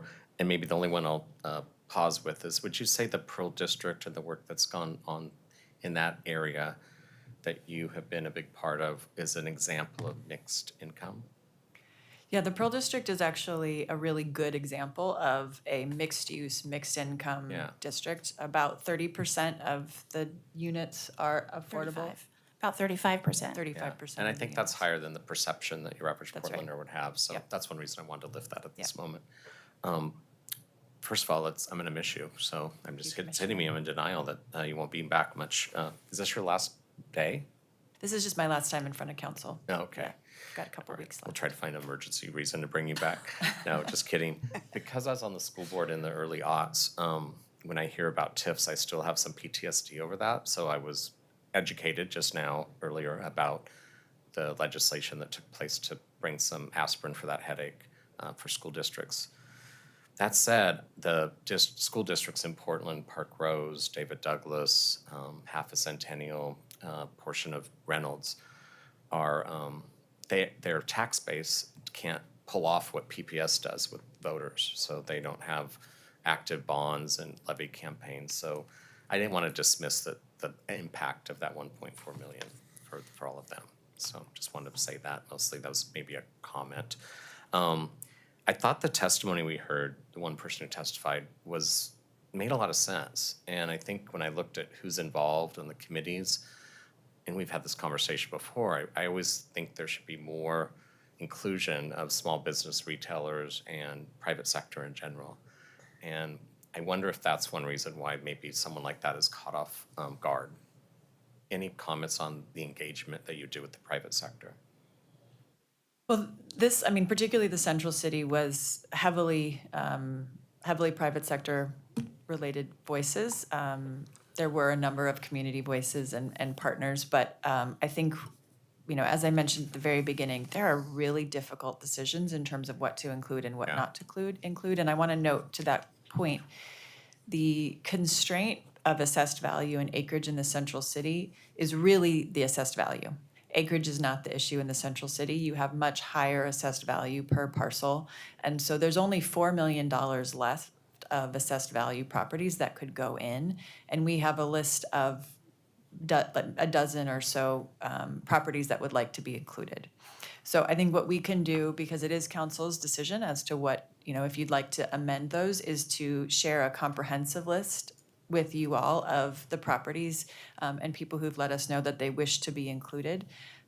One of them is the Pearl District, for example, which the full value of that is $1.8 billion and would mean that we couldn't create the Lloyd Holiday or Central East Side Corridor TIF district. And so there are other properties that have been mentioned, and this is why there's a consultant confer process. It's great to have people come through. There's a lot going on. It's hard to kind of cut through and make sure that everybody is aware, but that's why we have this process, and we're glad to hear about it. It's the council's decision, and so what we'll make sure is that we give you a comprehensive list of who we've heard from, and then if there are particular properties that you'd like to talk with us or stakeholders about, we're happy to share that and dig in further. Trying to avoid that, I think it was more when I looked at the list of who was on the advisory committees, I don't recall seeing a lot of people who would be labeled private sector. I saw some, but. Can I just maybe I want to you make could- sure I also add, because I think this was covered in Kimberly's slides. In addition to the committee, we actually did individual presentations in the Central City to the Pearl District Neighborhood Association, to the Old Town Community Association, to Go Lloyd, to the Lloyd Eco District, which is made up largely of kind of property owners in Lloyd, to the Central East Side Industrial Council. We made presentations to BOMA, to Urban Land That's Institute. Sorry, it's really challenging when you undertake an engagement process to make sure you're reaching everybody. And I do think we have heard from multiple property owners who are like, we're at the edges, can we be considered? So we just also want to make sure that we're being responsive consistently to And my folks. comments earlier about Pearl were not to lift them as a additional district. It was to say that that's a good example of the mixed type of housing that we vision. So thanks. Thank you. All right, thank you. Commissioner Rubio. Thank you. And this question is in follow-up to some of the housing discussion. So I appreciate Helmi's we heard from her about the middle income or affordable housing from the housing side of TIF. I'm wondering if Kimberly and Lisa, you can talk a little bit about middle housing from the Prosper side of TIF and what kinds of tools and plans are in existence there. And then I have another question. Sure. So what we have available is our commercial property loans certainly work for housing. We actually set aside a portion of our citywide funds to also support middle income housing. I do want to acknowledge middle income housing, i.e. not regulated, affordable, you don't have the federal programs to tap into. So it's really challenging because you're very dependent on what's happening in the private debt and equity market. And I think that's actually what we're seeing right now. And the volume of resources we have today in tax increment can't take place of what had been private kind of investment to date. And so we're trying to be really intentional about where we focus those investments. So I do think kind of given the volume of resources we have, given the fact that very often we are becoming kind of first position lenders on projects because private debt just isn't there right now, we have to be really intentional about where we invest. There are other federal programs. Going forward, though, with those tools for the new TIF districts, we would be able to use Yes, those tools for middle income housing. Absolutely. Yep. Great. And then my second question is, and I appreciate you talking about the consult and confer model as we adopt or kick off these TIF districts. But can you talk about, are there chances down the road, if we do see that there's some changes that we need to make, what is the process there, or how has it been done, or what can we expect in that regard?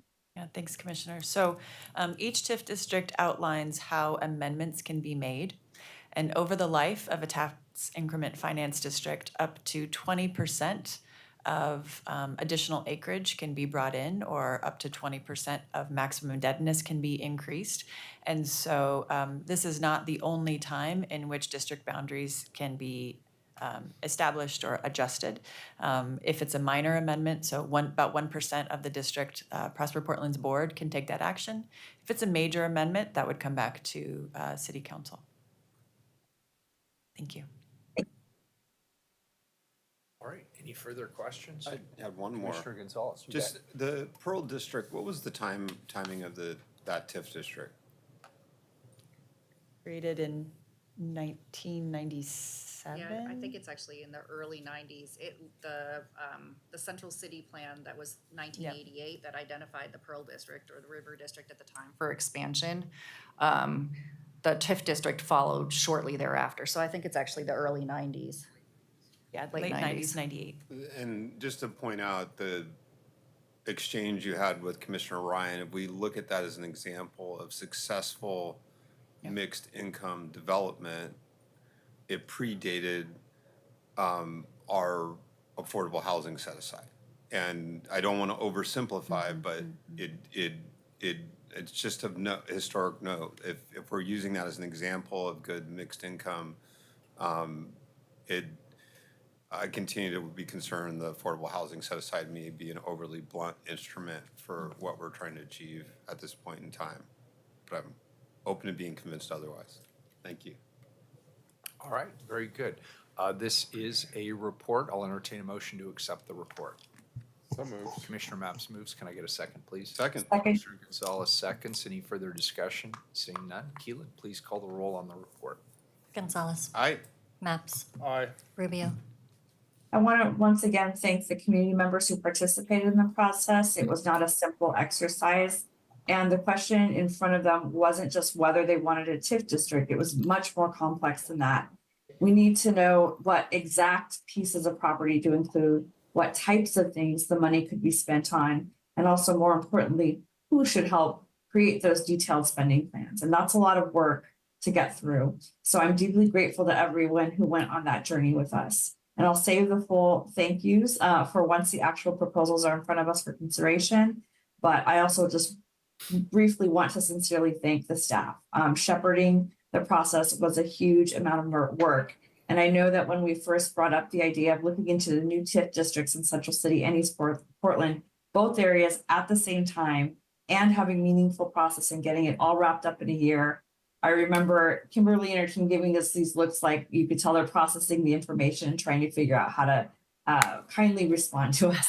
But looking back now, you did respond very deftly and professionally, and you stood this process up and engaged in partnership with key stakeholders and made good use of those resources. So thank you so much. I think that our relationship with the 70 plus people that we convened over the past year is stronger because of this work and because of your time and expertise and the humility in which you entered it. That means a lot.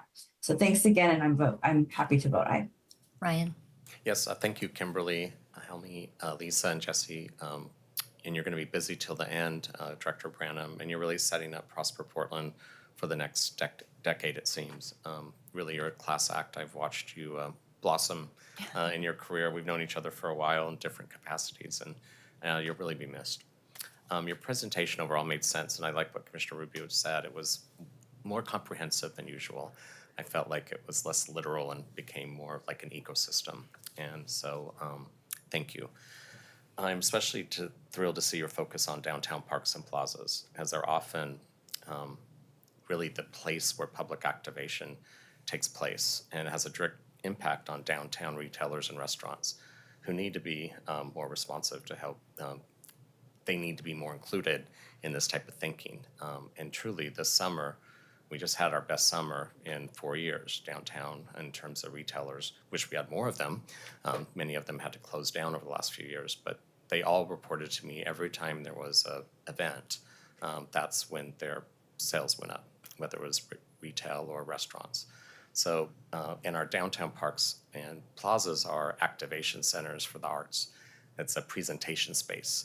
And I've always tried to help when I'm in dialogue with parks to say there's different types of parks, and those are the ones that we need in downtown. So thank you for including that so strategically in your dialogue. And I also appreciate the way you're working in community. The people involved from community were mostly balanced, and there was a lot of strategic inclusion of communities that were not engaged prior to Kimberly's leadership, quite frankly.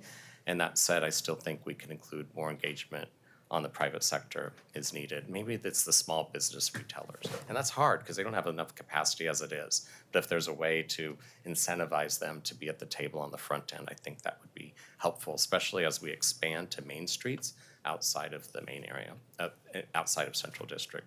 Anyway, here's to being a partner to build infrastructure to ignite investments for our city.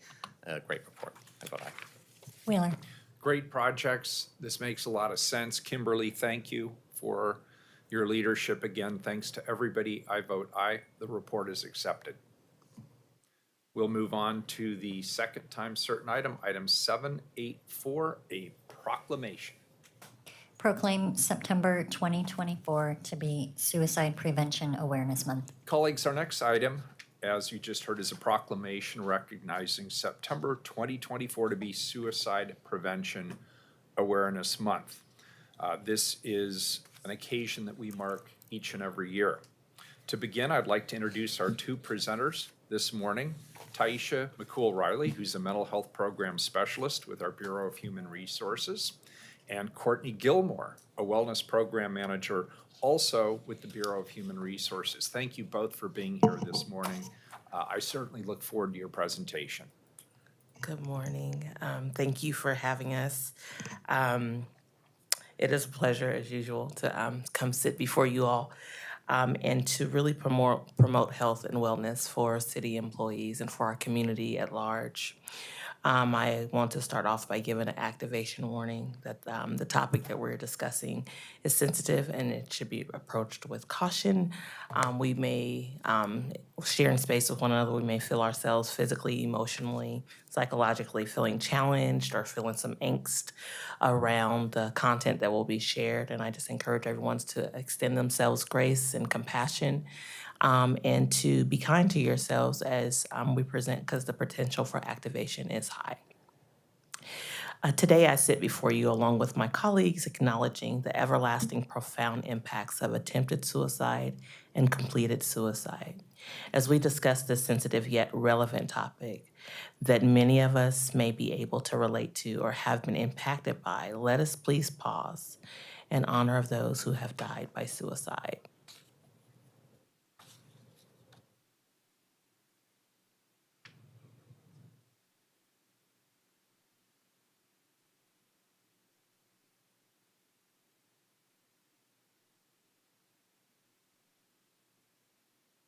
Let us also remember those who are fighting thoughts of suicide, have lost someone to suicide, have attempted suicide themselves, love someone who is currently suicidal, someone who doesn't have much support, and someone who is fearful to speak up about their profound experience with suicidal thoughts.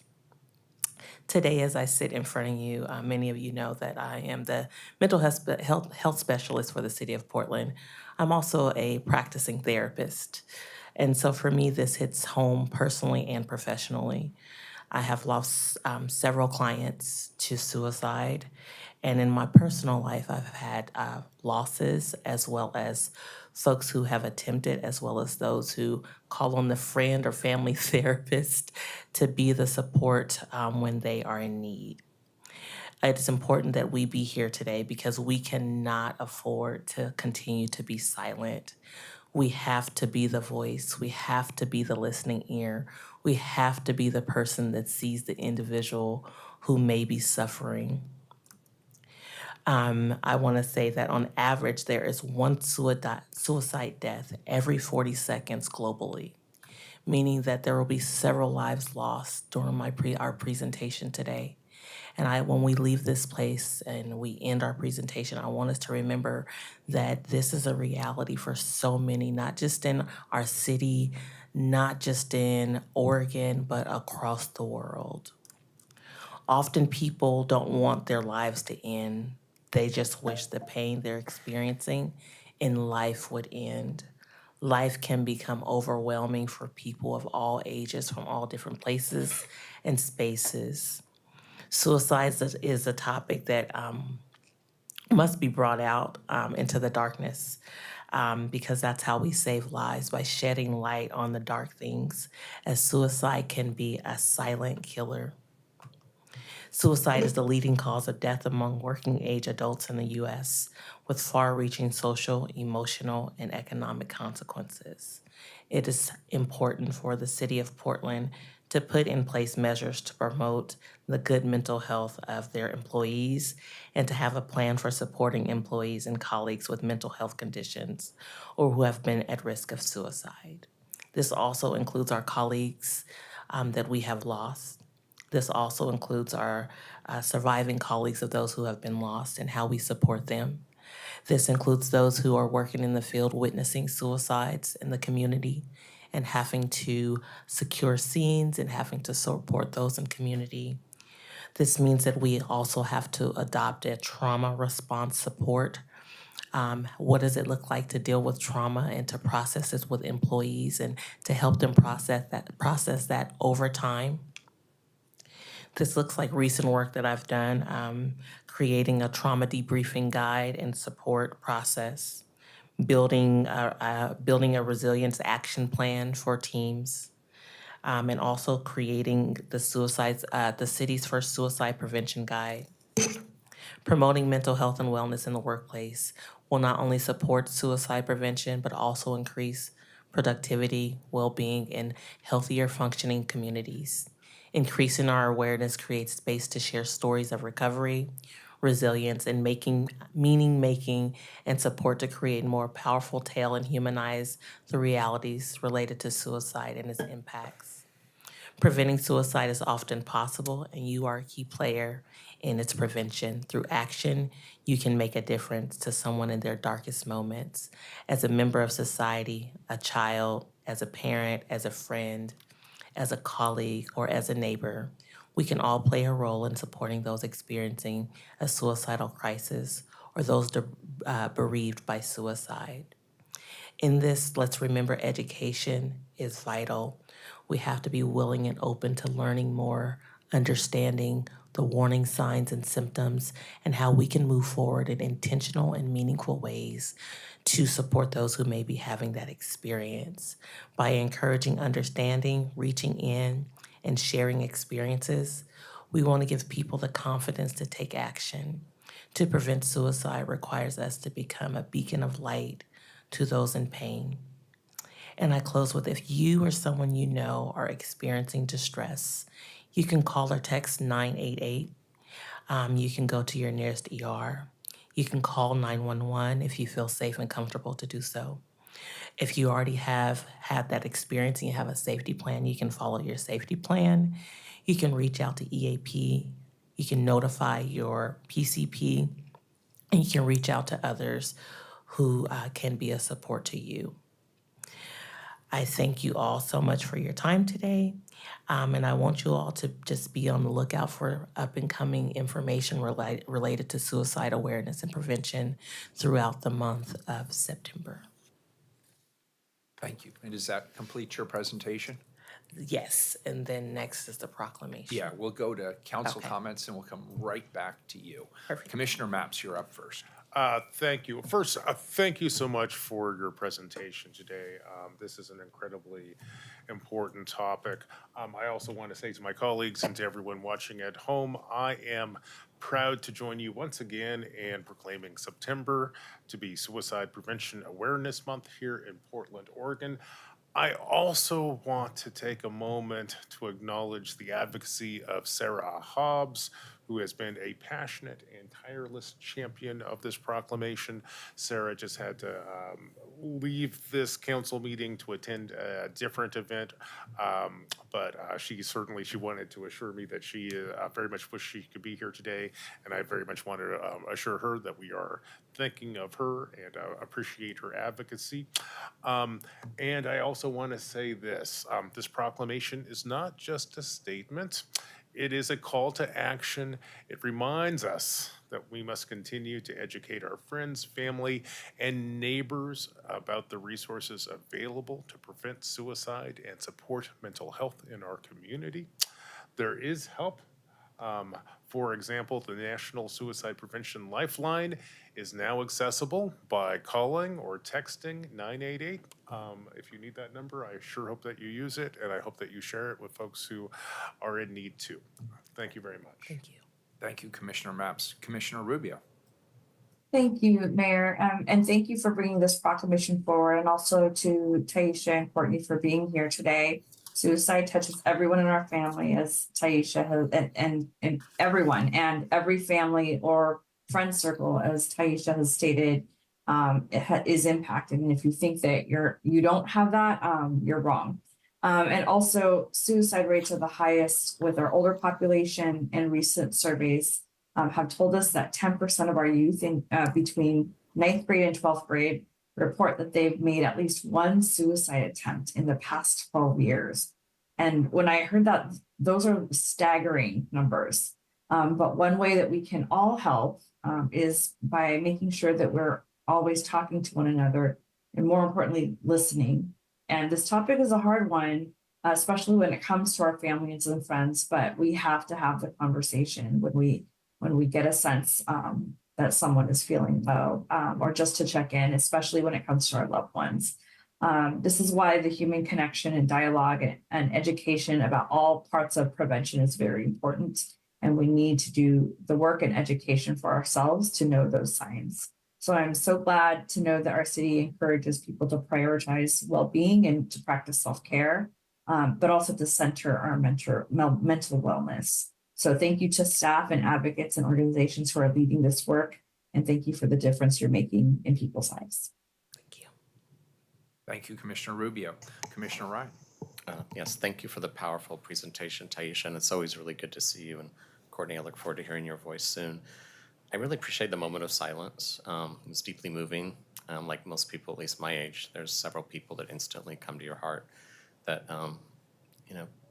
surprised me when it happened. And so it's a reminder that we really never know where someone's at. And the impacts of suicide are deep and far-reaching, and our community continues to lose too many souls to suicide. I know we hear a lot about more straightforward cases now. I think the stigma is being lifted that we're having, like Commissioner Rubio said, we just need to have more dialogue about it and get out of the shame cycle. But I also want to turn to some more of the hidden aspects of this tragic epidemic. A person's mental health status, if not treated, is often a terminal illness, and it's called suicide. My life experience has shown me that untreated mental health can and does end in suicide, whether through a direct method or via a deadly drug overdose. In fact, we're seeing a number of fatal drug overdoses. They're rapidly rising the last few years. In fact, okay, suicide is also a growing issue. Prior to the pandemic, it was already growing. Yeah. And then more, it really escalated during that isolation, was mandated on us. And social media became more active, especially for our younger populations. Sadly, our mental health provider, I gotta say it, Multnomah County is currently ill-equipped to respond to our community's needs. As such, our first responders here at the city are increasingly called to serve when symptoms reach a heightened state. Thank you to our first responders who show up in these very challenging situations. So on this day when we're acknowledging suicide prevention, it's also time that we demand more from our state and our local providers at the county. As we acknowledge this day, please be kind to everyone, because again, you never know where someone's at. Thank you. Thank you, Commissioner Ryan. Commissioner Gonzalez. Well, thank you so much for your presentation. It's always touches the heart and centers us on folks that are struggling. Today, we come together to highlight a critical public health crisis in our community that has a profound impact on so many of us and our families. It truly is a severe public health crisis affecting people of all ages and backgrounds. It's particularly alarming to hear the adolescence rates. I think the third leading cause nationwide of death in the age group, those between the age of 10 and 45. It's second leading cause of death, but behind every statistic is an individual and a family and loved ones that are deeply affected. We need to continue to build the infrastructure in our community to support inside the city, inside the county and state. But the other side of this is we also have to work every day to build a social fabric that makes people feel connected and happy, that it's not just responding to the pain, which is essential in a focused way, but that we continue to build through our spiritual organizations, through our arts, through our sports, through whatever gives people connection and meaning, that we lean in on the light too, and then we make that a focus every single day. But again, thank you for bringing this today, and let's go forward with some hope. Thank you. Well, I want to echo my colleagues' comments. This is obviously a tough issue, as you said right off the bat, but it's a very, very important one, and I'm grateful that we have this opportunity every year to openly talk about it and hopefully encourage others to do likewise. As we reflect this morning, we're reminded of the deep importance of our collective well-being, particularly our mental health. National Suicide Prevention Awareness Month is an issue that truly touches all corners of our community. No one is excluded.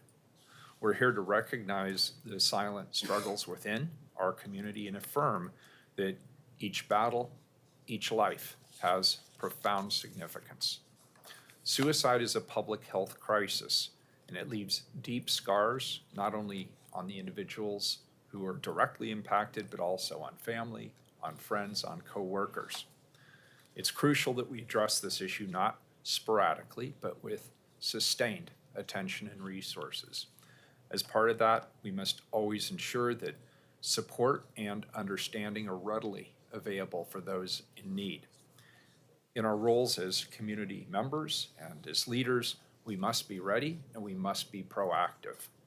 It's important that we all foster environments that prioritize mental well-being and be willing to have open and perhaps even uncomfortable discussions about mental health.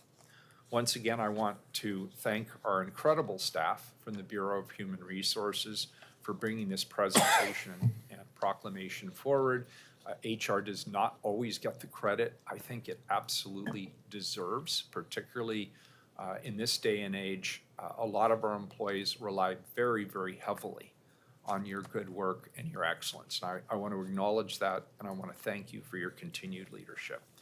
Together, let's continue to work to strengthen our efforts, to reach out, to listen, and perhaps most importantly, to act to prevent suicide. I will now welcome our awesome presenters to read the proclamation, and I'll pick up the last paragraph. Got you. Thank you so Thank you. much. Whereas, activation warning, this proclamation contains sensitive content that may be activating please be kind to yourselves. And whereas today we are here to honor those who are no longer with us, those suffering in silence, who don't feel seen and supported, and those who are fighting moment by moment. We are fighting on your behalf. You are important to us, and your life matters.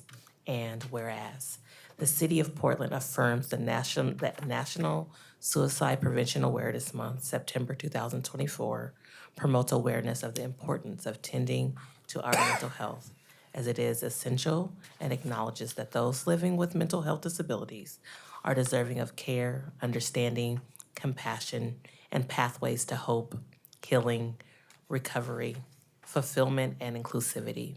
And whereas when mental well-being is centered and promoted, the risk of suicidality is decreased. And whereas September was first declared as National Suicide Prevention Awareness Month in 2008. In the years since then, September has been a time to acknowledge those affected by suicide, to raise awareness, and to connect individuals with suicide ideation to treatment and support services. And whereas, according to the CDC, each year more than 41,000 individuals die by suicide, leaving behind family, friends, colleagues, and community members to navigate the traumatic impacts of their loss. And whereas in 2021, more than 48,000 people died by suicide in the United States, equaling approximately one death every 11 minutes. 12.3 million adults seriously thought about suicide, 3.5 million adults made a plan, and 1.7 million adults attempted suicide. And whereas suicide is a serious public health problem that can have lasting harmful effects on individuals, families, and communities. There are many factors that contribute to suicide. The goal of suicide prevention is to reduce factors that increase risk and increase factors that promote resilience. And Whereas employers play a vital role in suicide prevention, as individuals spend a significant amount of time at work with their colleagues and can often notice important changes that may be signs or symptoms for increased suicide risk. And whereas suicide risk has become more significant concern over the past few years as we navigate a global pandemic, adjust to a new normal, experience complex trauma, loss and grief, and endure increased isolation, unemployment, and many other distressing life events. And whereas the City of Portland emphasized the importance of all employees and the community taking time to center themselves and do things necessary to prioritize their mental well-being, encouraging staff and community to refuel ourselves through utilizing tools, education, and resources offered to enable us to practice self-care and center mental wellness. And whereas the City of Portland supports suicide prevention awareness as an important social movement to help people with mental health disabilities understand that they are not alone in their experience. Raising suicide prevention awareness can help create understanding, create access to resources, promote awareness, and it is essential to saving lives. And whereas we all need to feel empowered, confident, and competent to be the ones to reach out when someone is in crisis. The suicidal state can be very complex and can make connecting to someone difficult.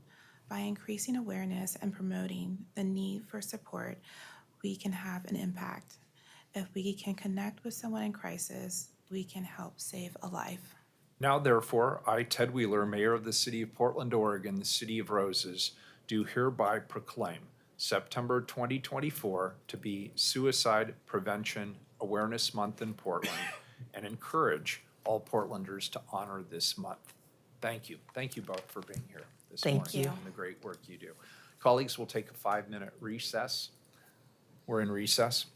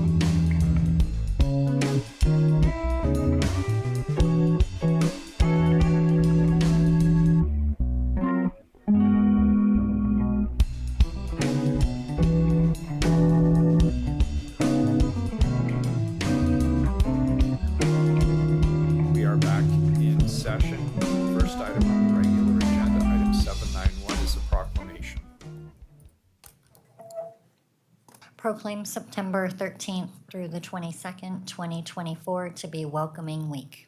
Colleagues, our next item is a proclamation brought forth by Commissioner Ryan. It recognizes Welcoming Week in Portland, which is September 13th through 22nd of 2024. I'll welcome Commissioner Ryan to kick us off. Thank you, Mayor, and good morning, everyone. In 2023, I had the pleasure of overseeing the Office of Community and Civic Life. In that 1 year, I was determined to follow up on what I heard from the New Portlanders Commission prior to that assignment.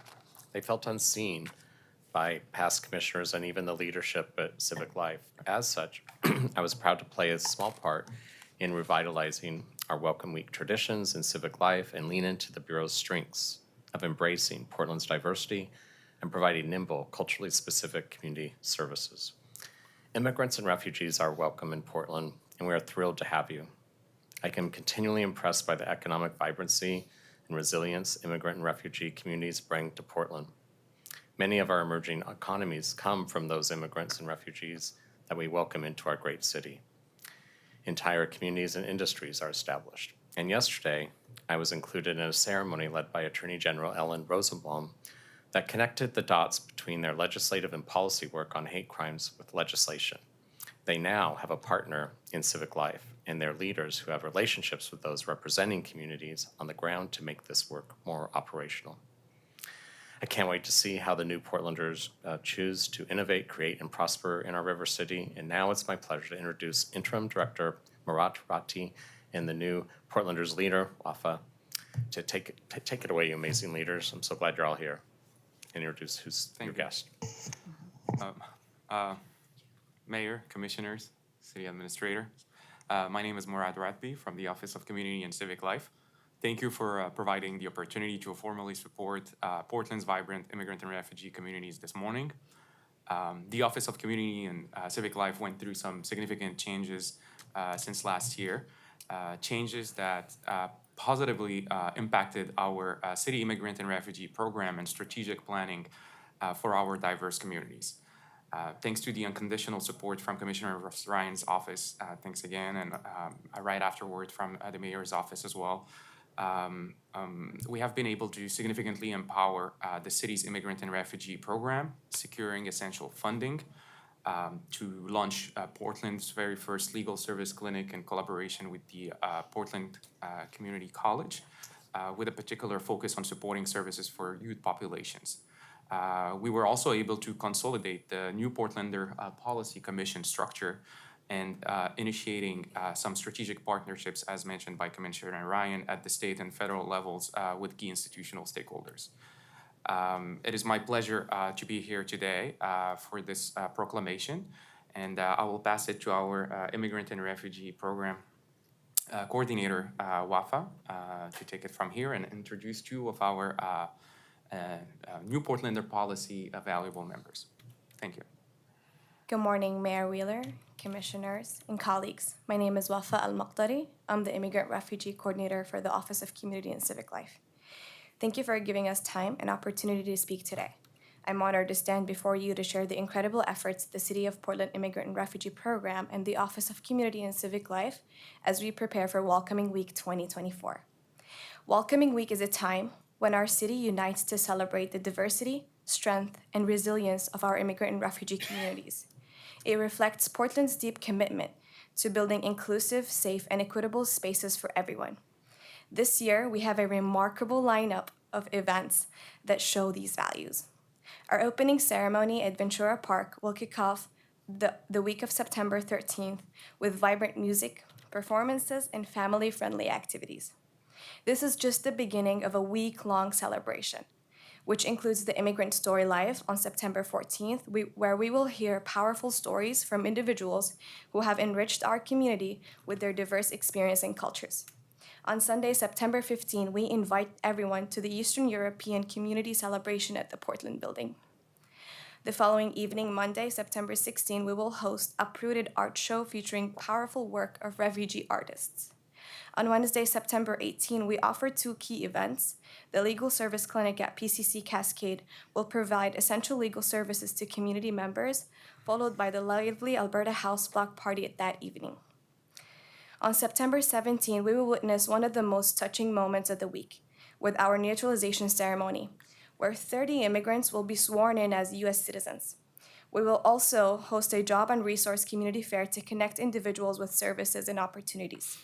Throughout the week, events like Afghan Culture Celebration, Turkey Day in PDX continue to highlight the beauty and richness of the cultures that contribute to the fabric of our city. On September 19, we partner with PRSG to showcase vendors and businesses at the Portland Stage Center. Additionally, we will host screening of the Ukrainian film, providing insight into the ongoing conflict in Ukraine and highlighting the resilience of its people. I would like to express my deep gratitude to our partners, colleagues in the NPPC, who have worked to make these events possible. I especially want to thank Morad, our Civic Life Director, for his leadership and support. Finally, thank you, Mayor Wheeler and City Council, for your continued support of our immigrant and refugee communities. Your leadership allows us to celebrate these vibrant cultures and build more inclusive Portland. We look forward to seeing you all at these events and celebrating the diversity that makes Portland so unique. Without further ado, I am honored to introduce Jorge and Sahar from the New Portlander Policy Commission, who are here to speak on behalf of the NPPC today. Thank you, Wafa. Good morning, Mayor Wheeler, Commissioners, City Administrator.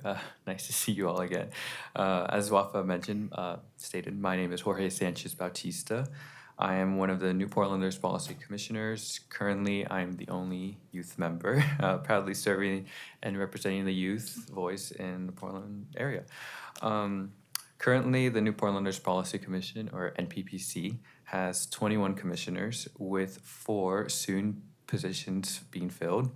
I'm proud to say that we represent many of the diverse communities in Portland, with many different countries and different continents being represented, occupations, etc., economic classes, and so much more. It's a new group, so we're proud of that. As Welcome Week approaches, we have many of our commissioners, us two included, volunteering during the Welcome Week events. And so on behalf of the New Portlanders Policy Commission and myself, we hope to see you during our Welcome Week events. Thank you all, and thank you, Commissioner Ryan, for bringing this proclamation forward. Thank you. I would like to introduce Sarah. Sahar. Yes. Thank you very much, Jorge. Mayor, Commissioners, good morning.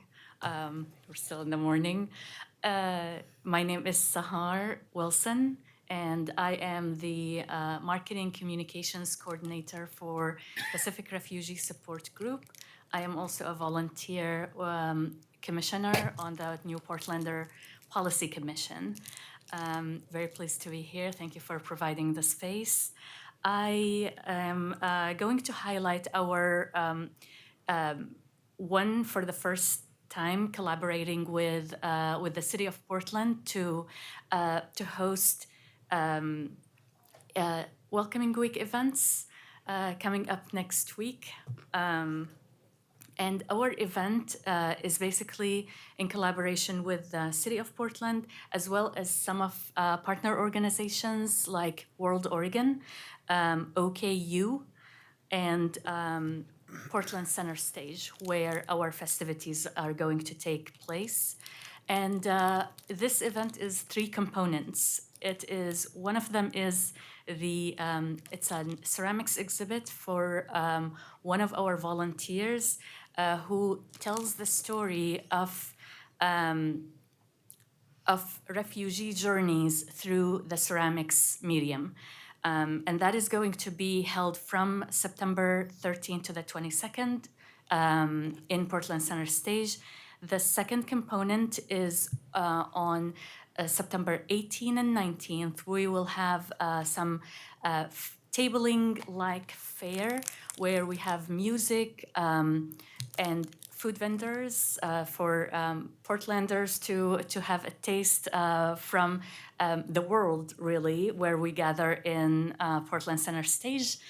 And then the last component is a panel, and I kind of wanted to, it says just a little presentation. So the last piece is a panel focused in the line of this year's theme, We're All In.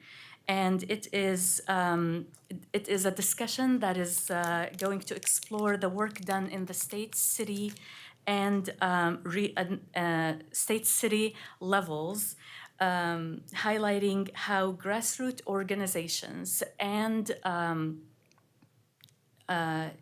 initiatives to foster inclusion and welcoming here in the city. We will discuss small victories, like essential or more significant accomplishments, and we are hoping that to see you over there. It's going to be on the 19th at 6 p.m.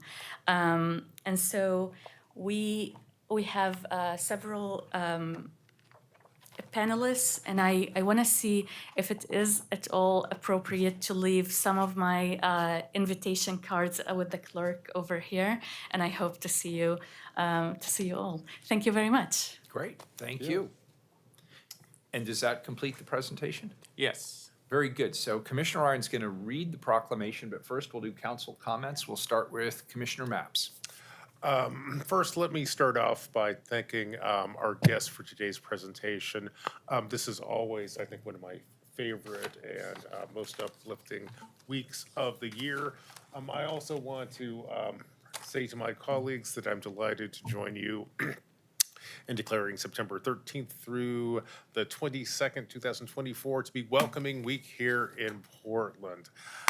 Now, as we've heard, since 2015, Portland has honored our immigrant and refugee friends and neighbors by designating a week in September to be Welcoming Week. Welcoming Week serves many purposes. Welcoming Week is a celebration of Portland's immigrant and refugee communities. Welcoming Week is also a challenge to every Portlander to do what we can to make sure that our city is a welcoming place for all Portlanders. And finally, Welcoming Week is a reminder that except for Native Americans, we are all immigrants in this land that we love. As we've heard, there are many exciting events happening this week. I encourage every Portlander to participate in these events and join this council in making Portland a community that welcomes all. Thank you, Mr. Mayor. Thank you, Commissioner Mapps. Commissioner Gonzalez. I just want to thank you all for presenting today. Portland is truly a richer community with the infusion of spirit, families, and hearts of immigrants, offering alternative perspectives, cultural enrichment, and often appreciation for our country that families here for many generations occasionally forget. So I'd also like to thank those who work tirelessly in this space, making our beautiful city feel welcoming and like home for countless immigrants and refugees who came here seeking a better life and opportunity. For those who have arrived to Portland in recent years due to war in Afghanistan, Ukraine, or instability in Venezuela, welcome. We are happy to have you here and safe. We support you and welcome your experiences and insights. I'm happy to join in proclaiming the upcoming Welcoming Week and proud to live in a city where we celebrate diversity and welcome those from across the globe. Thank you. Thank you, Commissioner. Commissioner Rubio. Thank you. Given my own family story, this proclamation is extremely meaningful and personal for me. Immigrant families and their children make up such an important part of our community. And in fact, in our country, I think they make up nearly 30% of our residents total. And because of that, we have a richer and better and more vibrant community. And these diverse immigrant and refugee communities do more than just contribute to the diversity and culture of the city. They're quickly becoming the lifeblood of our entire region and contribute greatly to the changing leadership across the state and also our economy. So we all belong here, not just this week, but every week and every day. And we owe it to each other to continue to be a city that lifts up and represents and includes everyone who chooses to live here. So just thank you for this important work and for ensuring that Portland continues to be that welcoming city. Thank you, Commissioner. As we mark Welcoming Week in 2024, we celebrate Portland's commitment to being a place where everyone feels that they belong. Portland thrives because of its diversity. Immigrants and refugees enrich our community, bringing perspectives and cultural vibrancy that drives our city's prosperity. By enhancing all who make Portland their home, we not only uphold our values of inclusivity and respect, but we also strengthen the social and the economic fabric of Portland. I hope that together we can continue to support the immigrant and refugee communities and ensure that Portland remains a place where everyone, no matter where they come from, knows that they belong. I'll now welcome Commissioner Ryan to read the proclamation. Thank you, Mayor. Before I do that, I just want to acknowledge Jorge and Sahar. It wasn't that long ago that you joined. Was it just over a year? Couple months ago. Within the year? Yes. So it's so amazing to see volunteers plug in this quickly and then have such an impact. So thank you so much. Whereas the City of Portland recognizes that immigrants and refugees contribute to culturally vibrant, prosperous, and multicultural community, and whereas regardless of where we are born and how we identify, we are Portlanders, and our lives are interdependent. By fostering a welcoming environment for all, regardless of immigration status, race, ethnicity, place of origin, English language proficiency, religion, income, gender, sexual orientation, differing abilities, age, and other factors, we enhance Portland's health, economic prosperity, and well-being for current and future generations. And whereas on June 17, 2020, all City of Portland commissioners voted to approve a resolution that created a strict no-tolerance policy for racism, discrimination, and bias in the workplace, and continues to encourage all city employees and services to operate with the values of anti-racism, equity, collaboration, communication, fiscal responsibility, and transparency. And whereas fostering Portland's spirit of unity, safety, and belonging begins with us, and we must continue to be a place where individuals feel valued and safe. And whereas all Portlanders should commit to helping immigrant and refugee communities beyond this proclamation and make Portland a welcoming place for all. And whereas the City of Portland receives several thousand Afghan and Ukrainian individuals and will likely continue to see our refuge, asylum seeking, and other immigrant communities continue to grow. And whereas Portland is a member of Welcoming America, a national nonprofit, and a network of local governments and nonprofits around the world that pledge to become a welcoming place for new and long-term residents alike. And whereas the City of Portland is once again leading the way by hosting Welcoming Week for the second year with a theme, Where We Belong. Now therefore, I, Ted Wheeler, Mayor of the City of Portland, Oregon, the City of Roses, do hereby proclaim September 13th through 22nd, 2024 to be Welcoming Week in Portland, and encourage all Portlanders to participate in this week. Thank you all. Thanks, Commissioner Ryan. Thank you. Thank you.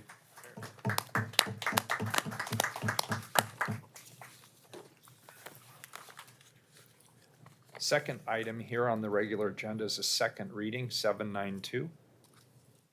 Authorize grant agreements for a total allocation not to exceed $91,916,334 from the This is a Portland. second reading. We've already heard a presentation and had public testimony on this item. Sorry, Keelan, I sort of stepped on you on that. That's okay. That's what happens after 12 o'clock, and it's 12:02. So it's a second reading. Any further business on this item? Seeing none, please call the roll. Gonzalez. Aye. Maps. Aye. Rubio. Aye, sorry. Ryan. Aye. Wheeler. Aye. The ordinance is adopted. 793, please. It's an emergency ordinance. Pay property damage claim of Mary Haney for $96,482 involving the Portland Bureau of Environmental Services. This ordinance resolves a claim filed by the city in October of 2020. Senior Claims Analyst, well, you're not Karen Bond. You look nothing like Karen Bond. No, sir. How are you doing?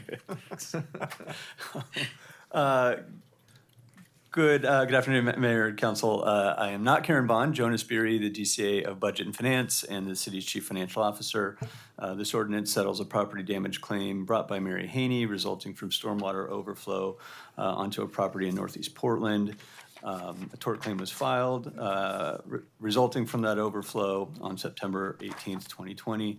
Risk Management and the Bureau of Environmental Services recommend the tort claim be settled for the total sum of $96,481.82. And I believe Karen Bond is here or possibly online. I am online. I'm virtual today. Great, thanks, Karen. Hi, Karen. Hi, good afternoon. I am Karen Bond, and I am the Senior Claims Analyst with the Risk Management Liability.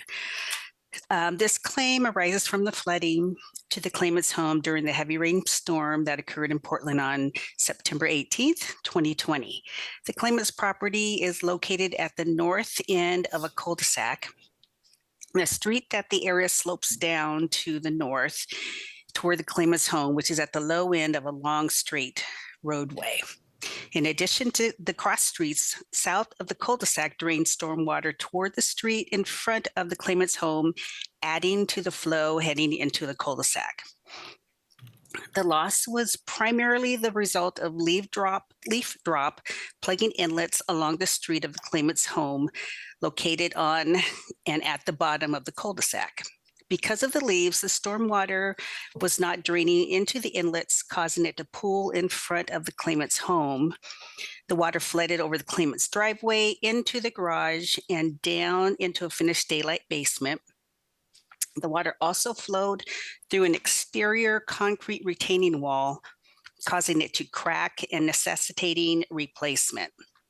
That wall is part of the support for an upper deck directly above a patio. There have been at least 3 prior similar incidents with flooding from the leaf drop, which led to improvements being made to stormwater collection systems to help stormwater be directed into the collection system from the uphill drainage area. But the flooding still occurred after those improvements.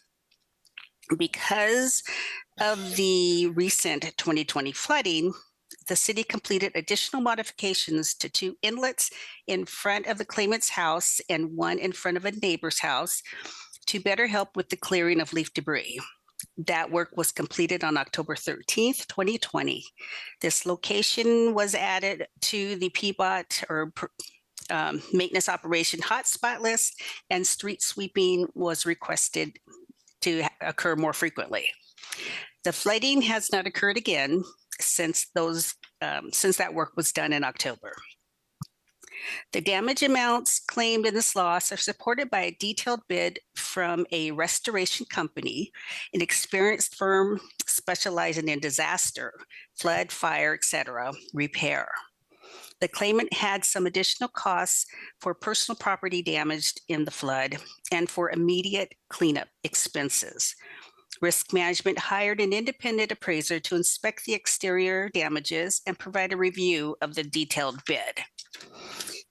Risk Management's independent appraiser determined that the restoration company's estimate was reasonable and in line with industry standards. Risk Management has already advance paid Ms. Haney $5,000. Upon passage of this ordinance, a check will be issued to the claimant in the amount of $91,481.82, making the total of this claim $96,481.82. And that does conclude my presentation. All right, very good. Thank you. Colleagues, any questions? Do we have public testimony? No one signed up. All right, very good. This is an emergency ordinance. Please call the roll. Gonzalez. Aye. Maps. Aye. Rubio. Aye. Lyon. Aye. Wheeler. Aye, the ordinance is adopted. Thank you. Thank you. We'll move to the last item, also a second reading, item number 794. Add Community Police Oversight Board pursuant to Portland City Charter, Chapter 2, Article 10. Colleagues, this is a second reading. Any further discussion? Please call the roll. Gonzalez. I had planned to support this code language on emergency. However, a federal judge's decision to placate police abolitionists and abolitionist adjacent segments in our community and undermine a democratically elected body has changed my mind. It has been a decade since the start of federal intervention in Portland police interactions with those suffering from mental illness on our streets. A number of mayors and police chiefs have come and gone, but federal intervention continues. In that decade, we have seen marked decreases in public safety, in our ability to retain police officers in the city of Portland, despite some recent improvements. Despite the significant downsides of a decade-long and material DOJ and judicial intervention, it's hard to find any evidence that things have improved for those suffering mental illness on our streets. If we were to go back in time, federal intervention in the state's failure to treat mental illness may have led to more positive outcomes. We have a federal judge in this case that appears to be enamored with the protester class. He should consider this a protest vote. I vote no. Maps. Aye. Rubio. Aye. Ryan. Yeah, I have some comments. As of yesterday, I served on the city council for 4 years. Since I was sworn in my mouth and assembled a team, there's always been a member, usually a PPB, a liaison staffer, who has taken on the PBB DOJ lawsuit as part of their portfolio. While I attended several DOJ all-day sessions, that staffer, one per office, attending many day-long DOJ sessions, add to the many briefings, the many follow-up meetings with city attorneys, the executive sessions, and more. The DOJ lawsuit began in 2012, so multiply that with all the experience with the council offices over 8 years, you get the picture. This has been a very expensive and slow-moving process. Don't get me wrong, the topic at hand deserves focus and thoughtful attention. However, I think we've been down the rabbit hole for a long time. We had to build trust with community and law enforcement, and the DOJ had to become involved in 2012. I understand system change takes time, and this work overseen by our courts is just especially glacially slow. Finally, the recent impulses from the assigned judge is disappointing. This current council took this seriously for the last 18 months. We had frequent dialogue on this, and we didn't always agree on every point, but we stayed at the table, and it's not easy to get consensus, and we got there. Then we're struck with 11-hour setback like this. It's a gut punch to those of us sitting up here and the hundreds of city employees who are dedicated to making progress on this settlement. The judge was persuaded by a former member of this council, and now this has become a campaign issue as our work was dismissed, and we must now wait for a new city council. Wow. There is a huge vested noble interest in getting this right. I understand that, and I know this needs to be right for Portland. We are familiar with the quote, "Justice delayed is justice denied," and I believe that at this point, we're denying Portlanders justice when we continue to kick this can down the road. Portlanders want reforms and running that builds trust in law enforcement to start demonstrating those results. We want to join other 21st century police departments in modern, equitable approach toward law enforcement. We need to stop delaying justice. I do not believe that 82% of voters who want police accountability support this additional delay that costs time, taxpayer money, and stops police reform in its tracks. My deepest gratitude for everyone who's spent their valuable time working for a more just law enforcement system in Portland. I see you, I thank you, and I apologize for this further delay. I especially want to say how much I respect for our city attorneys, Heidi Brown, Sarah Ames, and the mayor's point person on public safety, Stephanie Howard. Thank you. Let's stop playing political games with multi-million-dollar settlement with authentic voter intent for common sense accountability and get Portlanders the community police bureau they deserve. I vote aye. Wheeler. I made many previous comments on this, so I will not belabor those prior comments. I also want to thank our legal team for their outstanding work on this. And we will, of course, be moving forward with a motion for reconsideration. I vote aye. The ordinance is adopted, and we are adjourned.